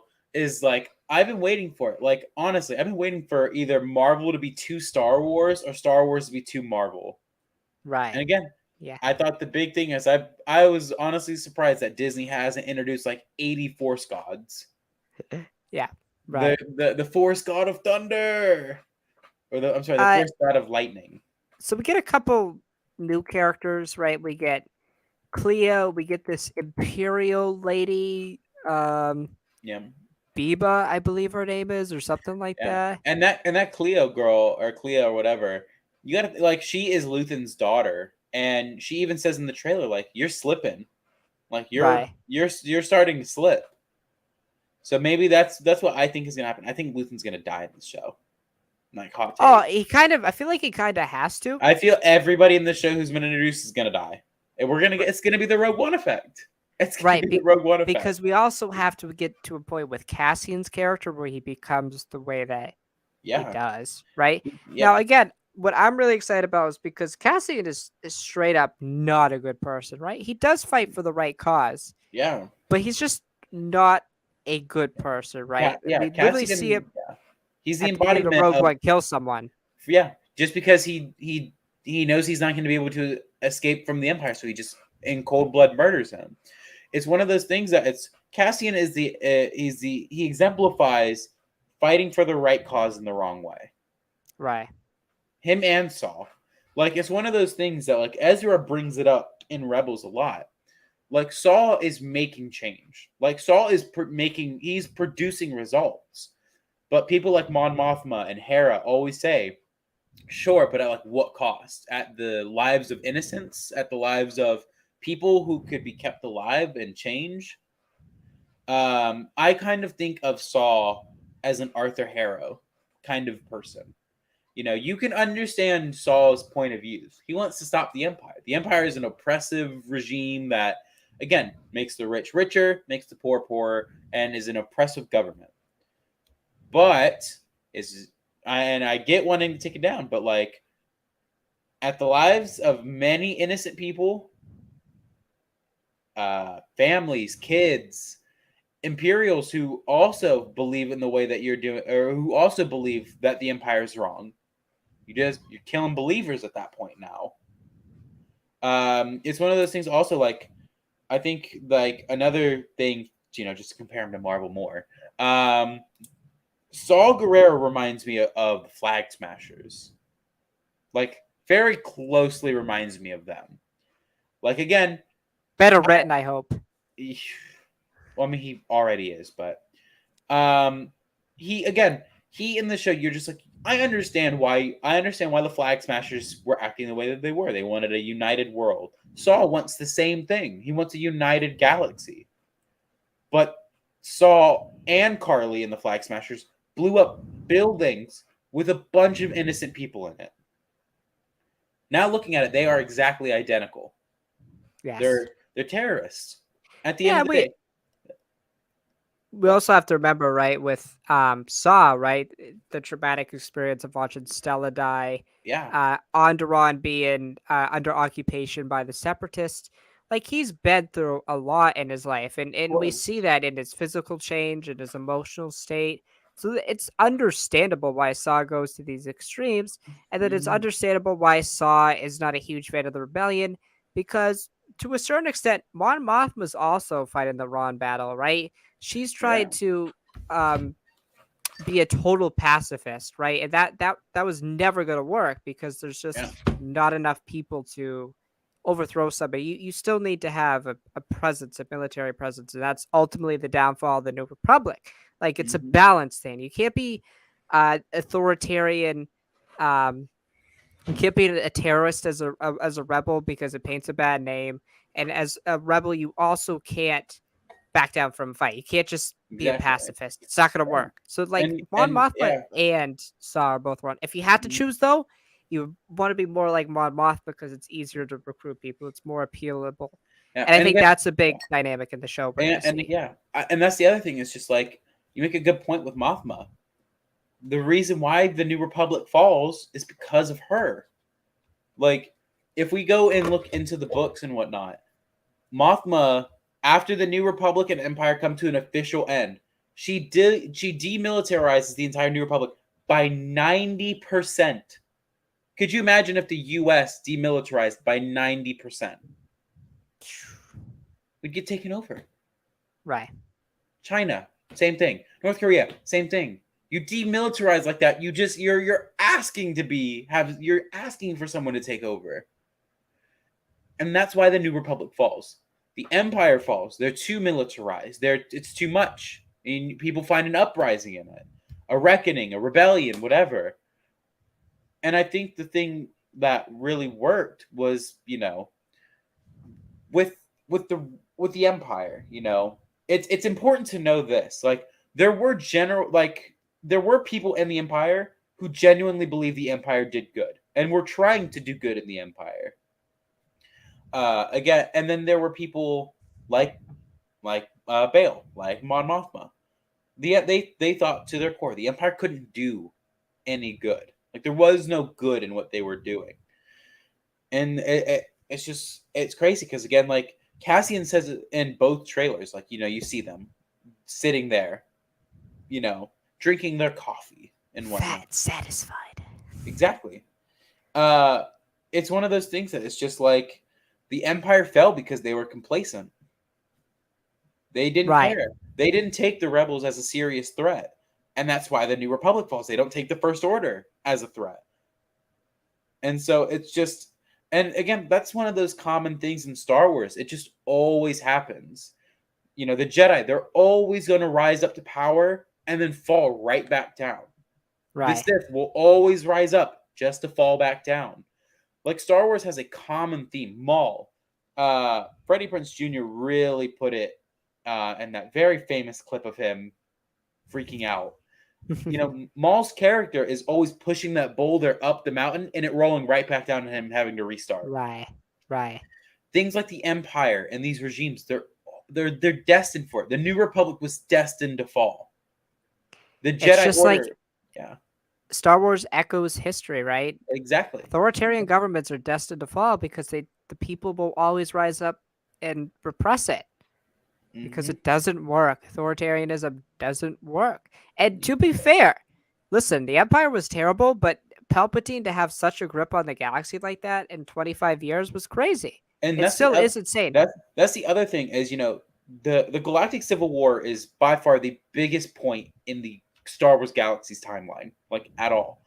But if you remember, the Galactic Civil War lasted 4 years from the Battle of Yavin to the Battle of Jakku. Mhm. It lasted 4 years. And Palpatine's reign on the Empire was 23 years. But still, the effect that he had going as far back into the Republic time was too Right. vast. Even as a senator, he had massive sway. Right. And I think that's the big thing I'm really looking forward to seeing in it. Because we know the Senate isn't real at this point. It's a facade to be like, oh look, the Senate voted this. The Senate voted to increase your taxes by 300%. Sorry. Like, Yeah. it's a Yeah. facade. The Palpatine doesn't care about the galaxy. He wants to control it. It's his baby. Right. Yeah. It's just I mean, at this point, it is just political theater. Yeah. Yeah. I'm really excited to see the inner workings of the Empire, just from a military standpoint and from a political aspect. Right. What are these senators up to? They're obviously not doing a lot of political work. It's just pretty easy. You just listen to whatever Palpatine says, you agree with him, and you move on. I Yeah. can't wait to see this whole thing of Mon Mothma, trying to be careful, right? She's got to find a Yeah. balance of finding allies, but also not, acting like she's a traitor, right? She talks about in the trailer. She says, "As long as I'm an irritation, they'll never understand what I'm truly fighting for." Uh, yeah, I'm really excited for that aspect because at the heart, Star Wars is politics. That's the whole point of it. It's about rebellions fighting Yeah. authoritarian regimes. That is Star Wars. So I'm Yeah. excited for them to get back to the political aspects. This show I'm super excited. A spy, political espionage Yeah. thriller that I think is going to Yeah. work really well. And again, Mhm. it's it's telling a pretty big story, right? The foundations of the rebellion. But it just feels smaller in scale. It doesn't feel as like Yeah. there's no legacy characters that I'm like, damn, they really did that with them. Yeah. And I think Andor will be the first project of the Disney era on Disney Plus or anything without a lightsaber. I genuinely think I it. really hope so. I really hope so. It'll be a weird breath of fresh air. The Mandalorian dude was this close to being it. This close, and then it was in literally the like final minute of the season 1 finale. Dark Right. Saber. So close. Would have been fresh, but I understand. I guess he is trying to. I guess the show is setting him up to be the ruler of his cult. So Right. Right. Absolutely. Yeah. Um 3 episodes. I know. You think it's an arc? Yeah, I think that's how the show's just gonna be. Like, even though season 1 wasn't officially announced to be arcs, I think that's just the best way to do it.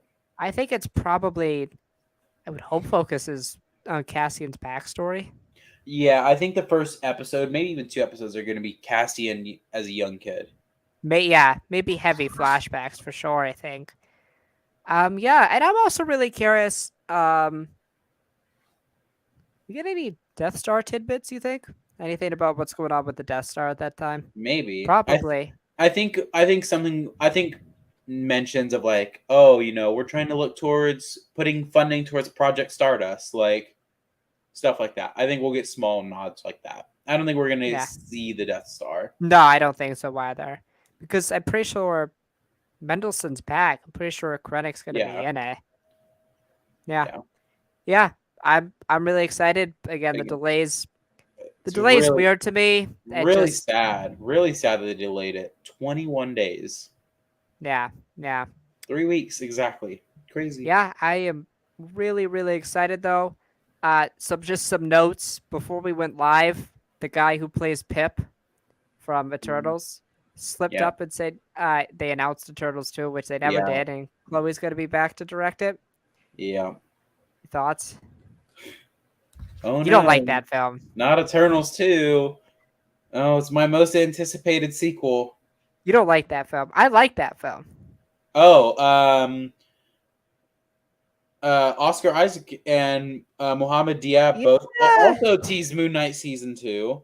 Yeah. Just everything's getting a season. I mean, look, Moon Knight is the show to like get a season 2. It makes the most sense. They gotta explain. Like, you can't explain in a movie the Jake stuff. You can't. I've always thought because there's a rumor that he might be in Captain America New World Really, Order. yeah. It doesn't make sense because if you read How the is he comic, going to interact with people? that's the problem is like Moon Knight in the comics, he doesn't interact with people like Cap a whole lot. He's a very closed off hero. He has his Right. interactions, but he's largely by him. He's unless he's teaming with the Midnight Suns, he's always by himself. By the way, we still don't know what was real and what was fake. So like, Yeah. Oh, the whole there's still stuff. the argument to be made that this is all a dream, I'd cry if it was. which would be dumb, but like, dude, because I be want to funny. know. I want to know how the hell have we like Marvel Bro has a lot of explaining. How have we gone 3 major projects, no follow up on the giant celestial out of the Indian Ocean? You feel like that was a bigger deal, but also What about the damn crocodile in Egypt, Cairo? like, A dead bird and a crocodile. I don't even know. Like, it doesn't make sense, but you know what? There's something sticking out of the ocean. Just a massive thing sticking out of the ocean. I don't know. Secret Invasion is a crossover event. First one described as a crossover event, which I'm not surprised. I'm not either, but for like Marvel has always confused me. They make some of their biggest projects, Disney Plus projects. Like Secret Invasion is a movie. That is a movie. That I'm sorry. The Secret Invasion event, you cannot stretch that out over 4 hours. It's a big event. Don't get me wrong. It's not a 4-hour Disney Plus event. I think it's just going to be different movie. in the MCU. I don't think it's obviously not as important because the whole it's a Disney Plus series, yeah. But then again, you can make the argument like Loki is one of the most essential things to watch. Like Loki is the thing you have to watch to understand the saga. But it's also weird because like we get that like Loki is like Loki's one of the most important projects. We were told by Kevin Feige at the Multiverse of Madness premiere, Loki was why No Way Home happened. Right. But that would have been nice to know in No Way Home, Multiverse of Madness. The movies that are supposed to be the follow-ups to Loki. Right, but also like the argument is like Loki has no idea. Loki's just and again, Loki season 2 is probably going to be important too. I assume we get more Jonathan Majors. Doesn't it come out next year? Yeah, I think you're going to see Kane twice next year. I know. We could see him 3 times. Like, don't push it. I don't know the 2023 lineup, but I don't know it by heart, but I'm trying to think of. Again, it's weird because there's not a lot of multiversal projects. I don't get it, dude, because this is called the Multiverse Saga, and we're getting like 8 total projects of the whole saga that deals with the multiverse. But they're always the biggest things, though. They're always the biggest things. Like, No and way. they're typically The the best best. stuff. Yeah. Again, like WandaVision was technically our first multiversal thing because we know Wanda was looking at other realities. Well, maybe she was hearing other Who knows? But Who knows? like to think, man, like I don't get Marvel's release cadence for those first like 4 projects of Phase 4. I don't get it. Like you went Well, it from got messed up WandaVision, because of the yeah, pandemic. but like you go from WandaVision, the weirdest thing to ever happen in the MCU, to Falcon and the Winter Soldier, which literally should have been a movie, Captain America 4, and then you go to Loki, the like probably like second or third biggest project of the series, or of the Oh yeah, of not the multiverse saga, of just the Marvel universe. And then Phase. I don't mean to cut you off, but no, Phase 5 has Quantumania. That's going to be big, right? That's Kane. yep. Secret Invasion. I don't. How's that play into Kane Dynasty and Secret Wars? I have no idea. I don't know. Echo, We'll see King there. Why not? Guardians, No. Loki season 2. Yeah. I guess yes. Yeah, sure. Well, I mean, we almost have to. Like we saw, he's he who remains, so to speak. We don't want to meet his other variants. The Marvels. I'm not going to spoil anything, but there's something happens at the end of that film that. Type it in the private chat. I don't Go care about watch this. my TikTok. I don't I care make it- about. I don't care about this. I don't care about this movie. It can be spoiled for me. I'll still watch it. I'm gonna hate it.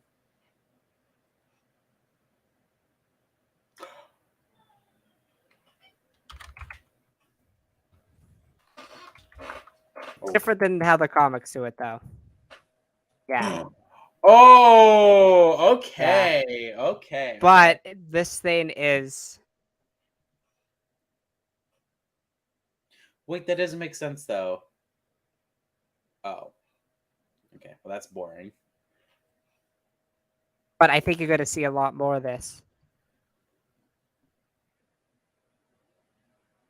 Oh, that's sad. Should have been. I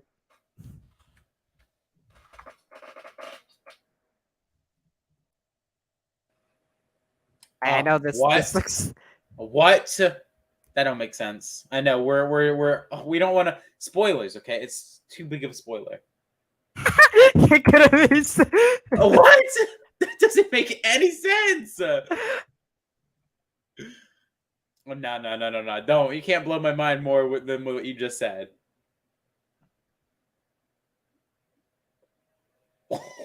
Not in the way you're thinking, but they have a relationship. Not like that. They Okay. know each other. Okay. Yeah, because that makes I should have sense. described that better. Yeah, I'm That sorry, makes folks, but sense. you cannot hear this. If you want to hear it, I'm not linking anything. Go to the Marvel Studios subreddit. You'll a Marvel Studios spoiler subreddit. You'll find the Marvel's plot leaks. Yeah. It's got the whole plot. Does The that rest of make- the movie sounds fun. Some of it boring, weird, but the end of the film will be big. But it gets fixed. This thing, so I don't know how big. in I the don't know why. movie or in a post? Yes, Oh. you see it. I don't know the post credit scene. I heard it's big though. Why are they making this movie so big? Blade. But it doesn't make sense though. Like what you just told me, it doesn't make sense because of how. Hold on. Yeah, I don't know specifics. I just know that this happens. Because of how that ended, it wouldn't make sense. Well, no, I think I don't know. I don't know what. We'll have to talk. We'll have to talk. Yeah, I don't know. I don't know. This ambiguous typing is going to drive. Sorry, people crazy. folks. I know it's so weird. Why are these people just typing? Blade. I don't know how that would play in. No, I think we're more likely to get Midnight Sun set up than Kang. Ironheart. Nah. Agatha Coven of Chaos is interesting. No, I think we're more likely to get Scarlet Witch return. Daredevil board again. Yeah. Yep. Daredevil's actually going to see him. He's not going to be blind when he sees Kang. New World Order. I wonder, like, do you think... I've heard some people throw out some stupid theories. They want Hydra Cap. No, because if Chris Evans returns, he's just going to overshadow Sam. Yeah. No Chris Evans in that film, except if it's Old Man Steve as a cameo. Yeah. I think what would make no Hydra Cap. No. I think we would see Hydra Cap in Secret Wars. I think we'd see that. That would make a lot of sense. That would make more sense. Because I think the way that they're going to approach Secret Wars is they're going to take in other, like, Secret Wars is one universe or two universes. It's 616 and 1610. Or it was the main universe and then the Ultimates universe. The Ultimate, going against each other. And I think that's kind of what we're going to get, but instead we're going to get the X-Men, we're gonna the OG X-Men, the OG Sony characters. We're gonna get that, and I think the best way it's gonna be described is I think Tom Holland, like my Secret War and Kang Dynasty prediction is Tom Holland is gonna be taken out of the MCU, and they're gonna bring in Andrew Garfield as his replacement. I know, wild, but I'm down. I think here's my thing. I think here's my ultimate thing. I think Sony and Marvel are of course gonna have their big collab for Secret War. I think we're gonna get a Spider-Verse in Secret War. Like I think Secret War, I think Toby and Andrew are back for sure. I think we're pushing a 4-hour Secret War movie. Jesus fucking Christ. 4 hours. They did it with the Snyder Cut. So like Secret Wars, if you read the comics, both the old and the new version, has ground to be longer than 4 hours. Way longer. Secret Wars, the runs to get there, times run out, Avengers Forever, bro. Yeah, like the 2015 run itself has good runs to be like a 9-hour movie. It's a long run with so much setup. And we still don't know. We know. Can I even say the Wakanda Forever Doom thing? I feel like everybody knows it at this point. Yeah, Doom's going to be in Wakanda Forever in a post-credit scene. Is Doom the main villain of Secret Wars? Everybody seems to think he is, but Feige told me that Kane's the main villain of this saga. He told you. He told me specifically. He told me specifically. I didn't get to know about this. But he said it at Comic-Con. Why? I still think it's Kane. I do too. I think... I don't know. Because you're introduced in the Fantastic Four 6 months before Kane Dynasty. I don't think it... Here's my thing, though, is I have a theory, is that I think Kang and Doom are going to tag team this for Secret War. But here's the thing, and I think this is how we're going to figure out how Wanda plays into all this, is I feel like after what happened in Multiverse of Madness, we're going to get delusional Wanda from the comics, where... Hold on. Give me 1 second. Go ahead and talk, because my brother's calling me. Okay, got it. Yeah, I mean, I don't know how this all plays out, right? When you look at Phase 5, you're like, how are we getting to Kane Dynasty, right? The Quantumania, Loki, the Marvels has something important, Agatha. The rest of it is just grounded stuff that I'm excited for. But I just have no idea how we're going to get to the Kane Dynasty. Now, that again, there is other stuff that has been yet to be announced for Phase 6. So, I mean, I have no idea. Oh, don't violate me, camera. Don't violate me. I just have no idea how we're gonna get there with the Phase 5 stuff. Now, then again, there's Phase 6 stuff that hasn't been announced, so I'm sure the picture will come clearer. Yeah. But Phase 5 just feels like a lot of groundwork for grounded stuff, really. Echo, Daredevil, Thunderbolts, and New World Order. By the way, Punisher back in 2024 being reported either in Daredevil or Thunderbolts. Yeah.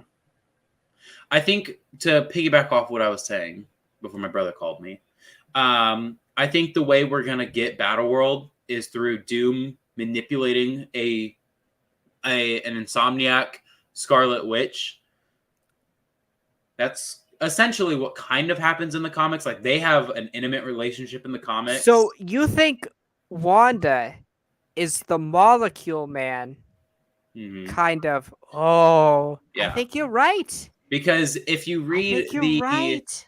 I don't remember the run. It has to do with Young Avengers. Basically, Billy and Tommy go looking for Wanda because they want to know why they resemble each other.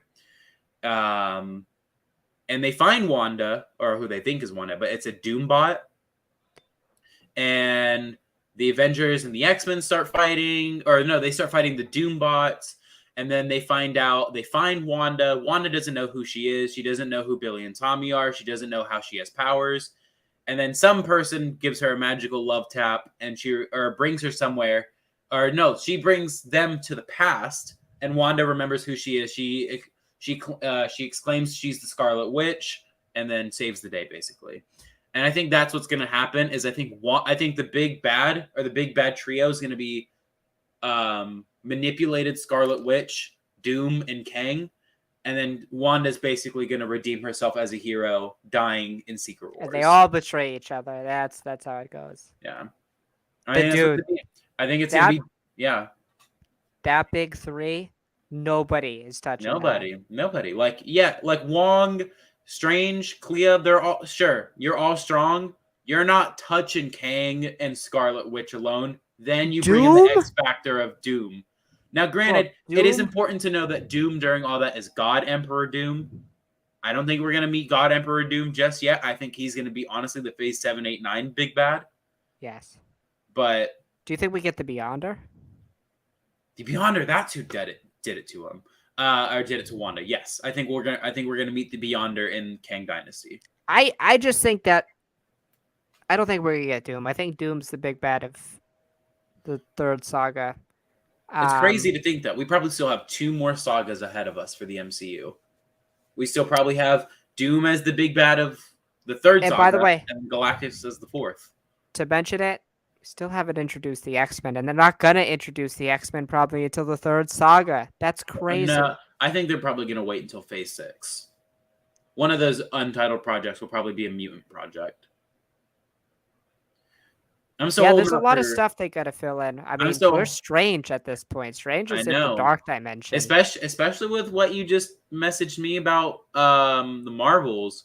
Like, what is Strange gonna have to say about all this stuff? Again, I feel so bad. Strange is kind of like the babysitter of Earth 616.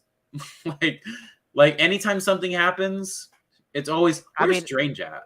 I'm just thinking right now about those two Avengers films, and I'm still like, bro, you have to just get the team back together. There's not even a team now. Yeah. Basically the team confirmed consists of Wong and Shang-Chi. Oh, and Katie. And that's basically Go, it. go.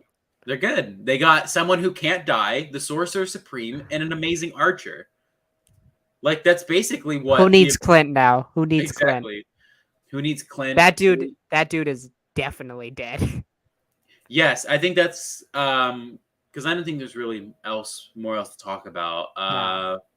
I think that's who are your predictions to die in either the Kang Dynasty or Secret Wars? I think I have 5 off the top of my head that are just like, yep, you're done. Either you're dying before or you're dying in. Clint, We agree on 1. Strange. Nope. Because he's going to be a part of Midnight Suns, almost definitely. You think so? Yeah. I could see Bruce. I was going to say Bruce also. I But don't see Thor because of the setup with love. I know you do. Thor, if they bring in 616 Billy Kaplan. If they don't bring him in, then no, I don't see Thor dying. Because Billy basically is a mini Thor. His nickname in the comics was Thor Jr. So if you have a replacement, then like give it to him. I mean, with non MCU 616, I think probably like the X-Men heroes you bring in, like Hugh Jackman, and I think they'll die. You're gonna hate me for who I think. Go ahead. So I think Clint and Bruce. Yep. Going from 616, Tobey Maguire Spider-Man. I wouldn't hate it. I wouldn't hate I it. wouldn't I wouldn't either, but it's just like it makes so much sense. Like I wouldn't hate it. It he would be such a good ending. like Toby has said yes, he'd want to come back for Spider-Man 4. He's at the end of his run. Like Spider-Man, like Tobey Maguire Spider-Man, he's ran his arc. He's It run would his be nice for him to pass the baton down to like I assume he has a kid at this point with MJ. yeah. I would like to see that maybe, but if he dies in Secret Wars, sacrificing his life for Andrew or Yeah. Tom, I really think that Tom gets the symbiote at that point in Yeah, Secret Wars, right? I think something that will probably happen. I said it already. I think they're gonna pull Tom out of the MCU and put in a new Spider-Man So you think what do you think they because do with Tom? I think I honestly think they honestly just might swap the universes with Andrew. Just because Tom has already said he wants to move away from Spider-Man, like he wants to take a long break. He wants Well, to, you also know why he's saying that. It's also a contract. That's a negotiation yeah, tactic. He just wants his shit done. yeah, exactly. He's gonna Um, get the Brinks truck. So he also said he wants to start a family before he comes back, which that man is like 23 or 24 years old. So like there's gonna be a small baby. So yeah, and I think like I don't know, I think we could have I think we could have so many more people die. Like as bad as it sounds, like well, I mean I think you're gonna get Robert back in the film. I do think you're gonna get Robert Downey I think Jr. we're gonna get an alternate universe I'm Tony not a Stark. huge fan of that, but like No, but you gotta pull all the stops out to beat Endgame in those numbers. You got to.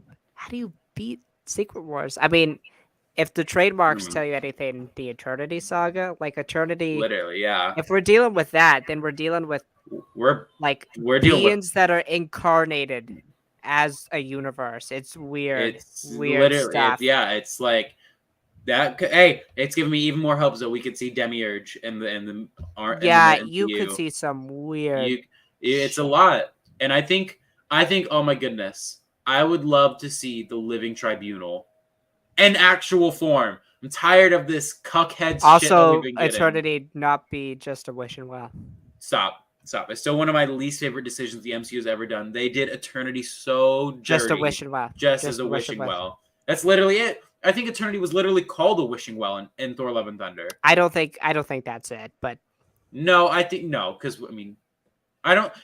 Could you imagine if Eternity only had a one-time use of forever, and it was used to bring back some god hater's god daughter to give to a god? It wouldn't make sense. Just to think.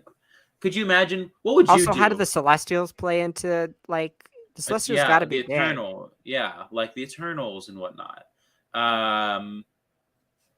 I don't know, man. I'm just I don't like, know who dies. I feel like it's gonna be a big death count. I feel like it yeah, I kind do of has too. to be though because like there are too many people now in the Yeah, MCU. it's just like with King Dynasty. It's just Now like I I don't don't. think people like Daredevil or Echo are gonna go up. Like No, I think if anything, I think it is going to be a thing. We get everyone, Echo, Daredevil, but I don't think you any of think them. they are I fighting think though? they are going to fight. Like I think they're going to get everyone in there. I also think like I think it's almost. I think a lot of people have been saying it. I think it's almost definite. We're going to get Young Avengers. They're just going to be really old. They're going to be the not so young Avengers. I mean, again, the setting's already there. They've I already watched introduced half the team, I so watched Feige. I rewatched that. I watched yeah. almost every interview from after Comic Con. I didn't catch that one. And his answer for Young Avengers is so funny. It's like we've introduced so many amazing characters in Phase 4, Yeah. It's just and like we'll wow. see where they go. Yeah, it's it's just like just not. wow. It's Just not like not wow. answering. Thanks for answering the question, but not answering it. He just didn't answer it. It's just one of those things that it's just like Young Avengers, Midnight Suns, they're just destined to happen at this point. It's only a Yeah. matter of time. Like if you think about it, like there's really only two major players or three major players of Young Avengers with Kate, Hulkling, and Wiccan. That's really it. That you could literally take everybody else away from the team, and the team is still powerful. But I don't know. I think it's By the way, what the shit with the bangle and the 10 rings. it's so you got so much to like uncover. in I'm sure phase they'll do it. 6. Yeah, I mean, just let's just hope. Fantastic Four. Bro, imagine phase 6. Mutants. In phase 6, in one phase, you introduce the Fantastic Four and mutants and have 2 Avengers films. It's crazy. It'd be the biggest phase of all time. It's crazy because again, we all said after Endgame, how do you top this? They showed us how.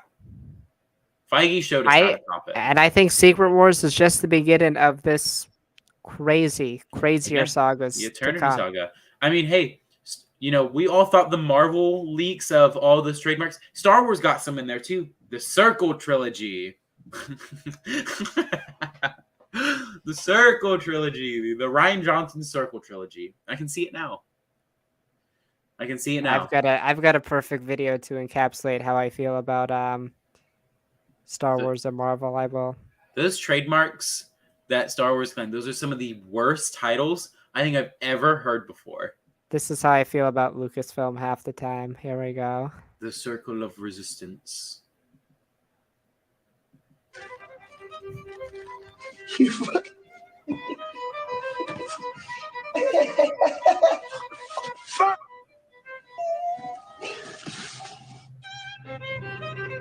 Literally, though. Yeah, that's how I feel about Lucasfilm.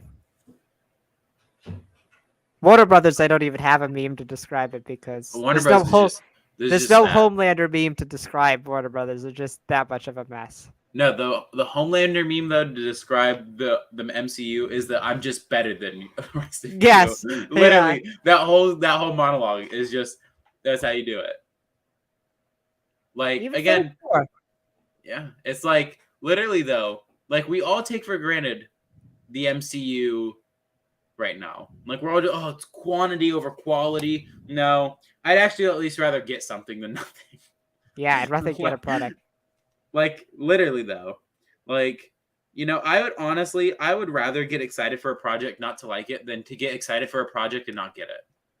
Yeah, it'd be a tax write-off. Exactly. That'll forever be one of the biggest memes in the comic book like fandom. Oh, you don't like? Oh, it's just a tax write-off. I was watching a podcast. It's a sports podcast I watch, and they were discussing it. And they, obviously, like non-comic book fans, even I don't know who the fuck Batgirl is, right? Just I go watch it. They were trying to look at the comic origin. He's like, somebody's trying to explain, like, yeah, Batgirl is a real thing in the comics, but he was saying like, but in reality, who cares? Who's gonna like, who like?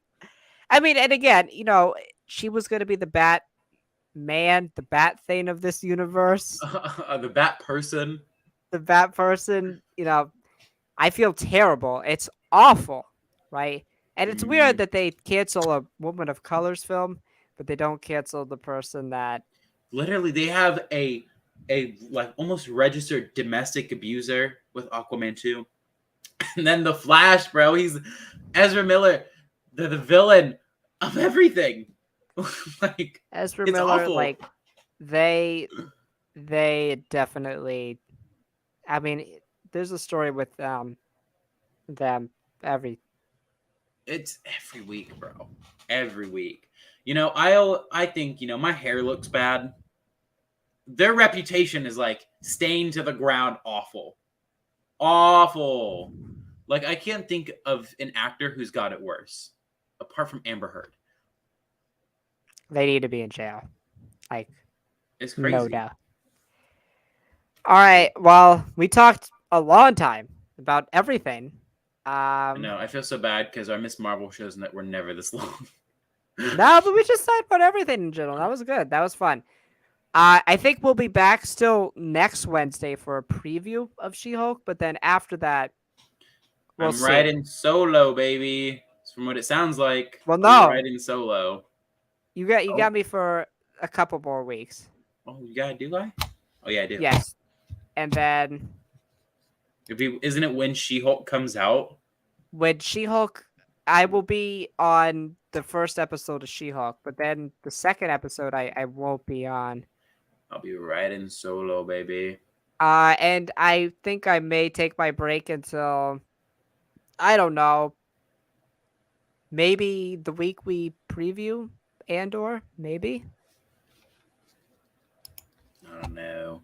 the week we preview Andor is The 14th. the 14th, so maybe a month. Yeah, 4 shows. You can hold the fort down, right? I hope. I can try. I'll just text you my thoughts. I don't even really try. I'll make sure I watch. No, what you got to do is you got to record yourself, and then I'll just play the clip. Sure, I'll record myself while my roommate looks at me like a weirdo. Hey guys, this is what I Record think. record yourself while you're walking to class. Sure, that's fair. Well, I'm on campus, yeah. Quick 1 minute clip. Or my car. I could just go in my car and record. Exactly. There you go. There you go. Alrighty. Well, that's gonna do it for Wars in the Stars episode 79. Good show. 2 hour long show. Really long show. Wasn't supposed to be that long, but whatever. We had fun time. Great time. So yeah, that's gonna do it. We'll be back next week for a She-Hulk preview. As always, may the force be with you. May you stay burdened. Glorious purpose. See ya. Or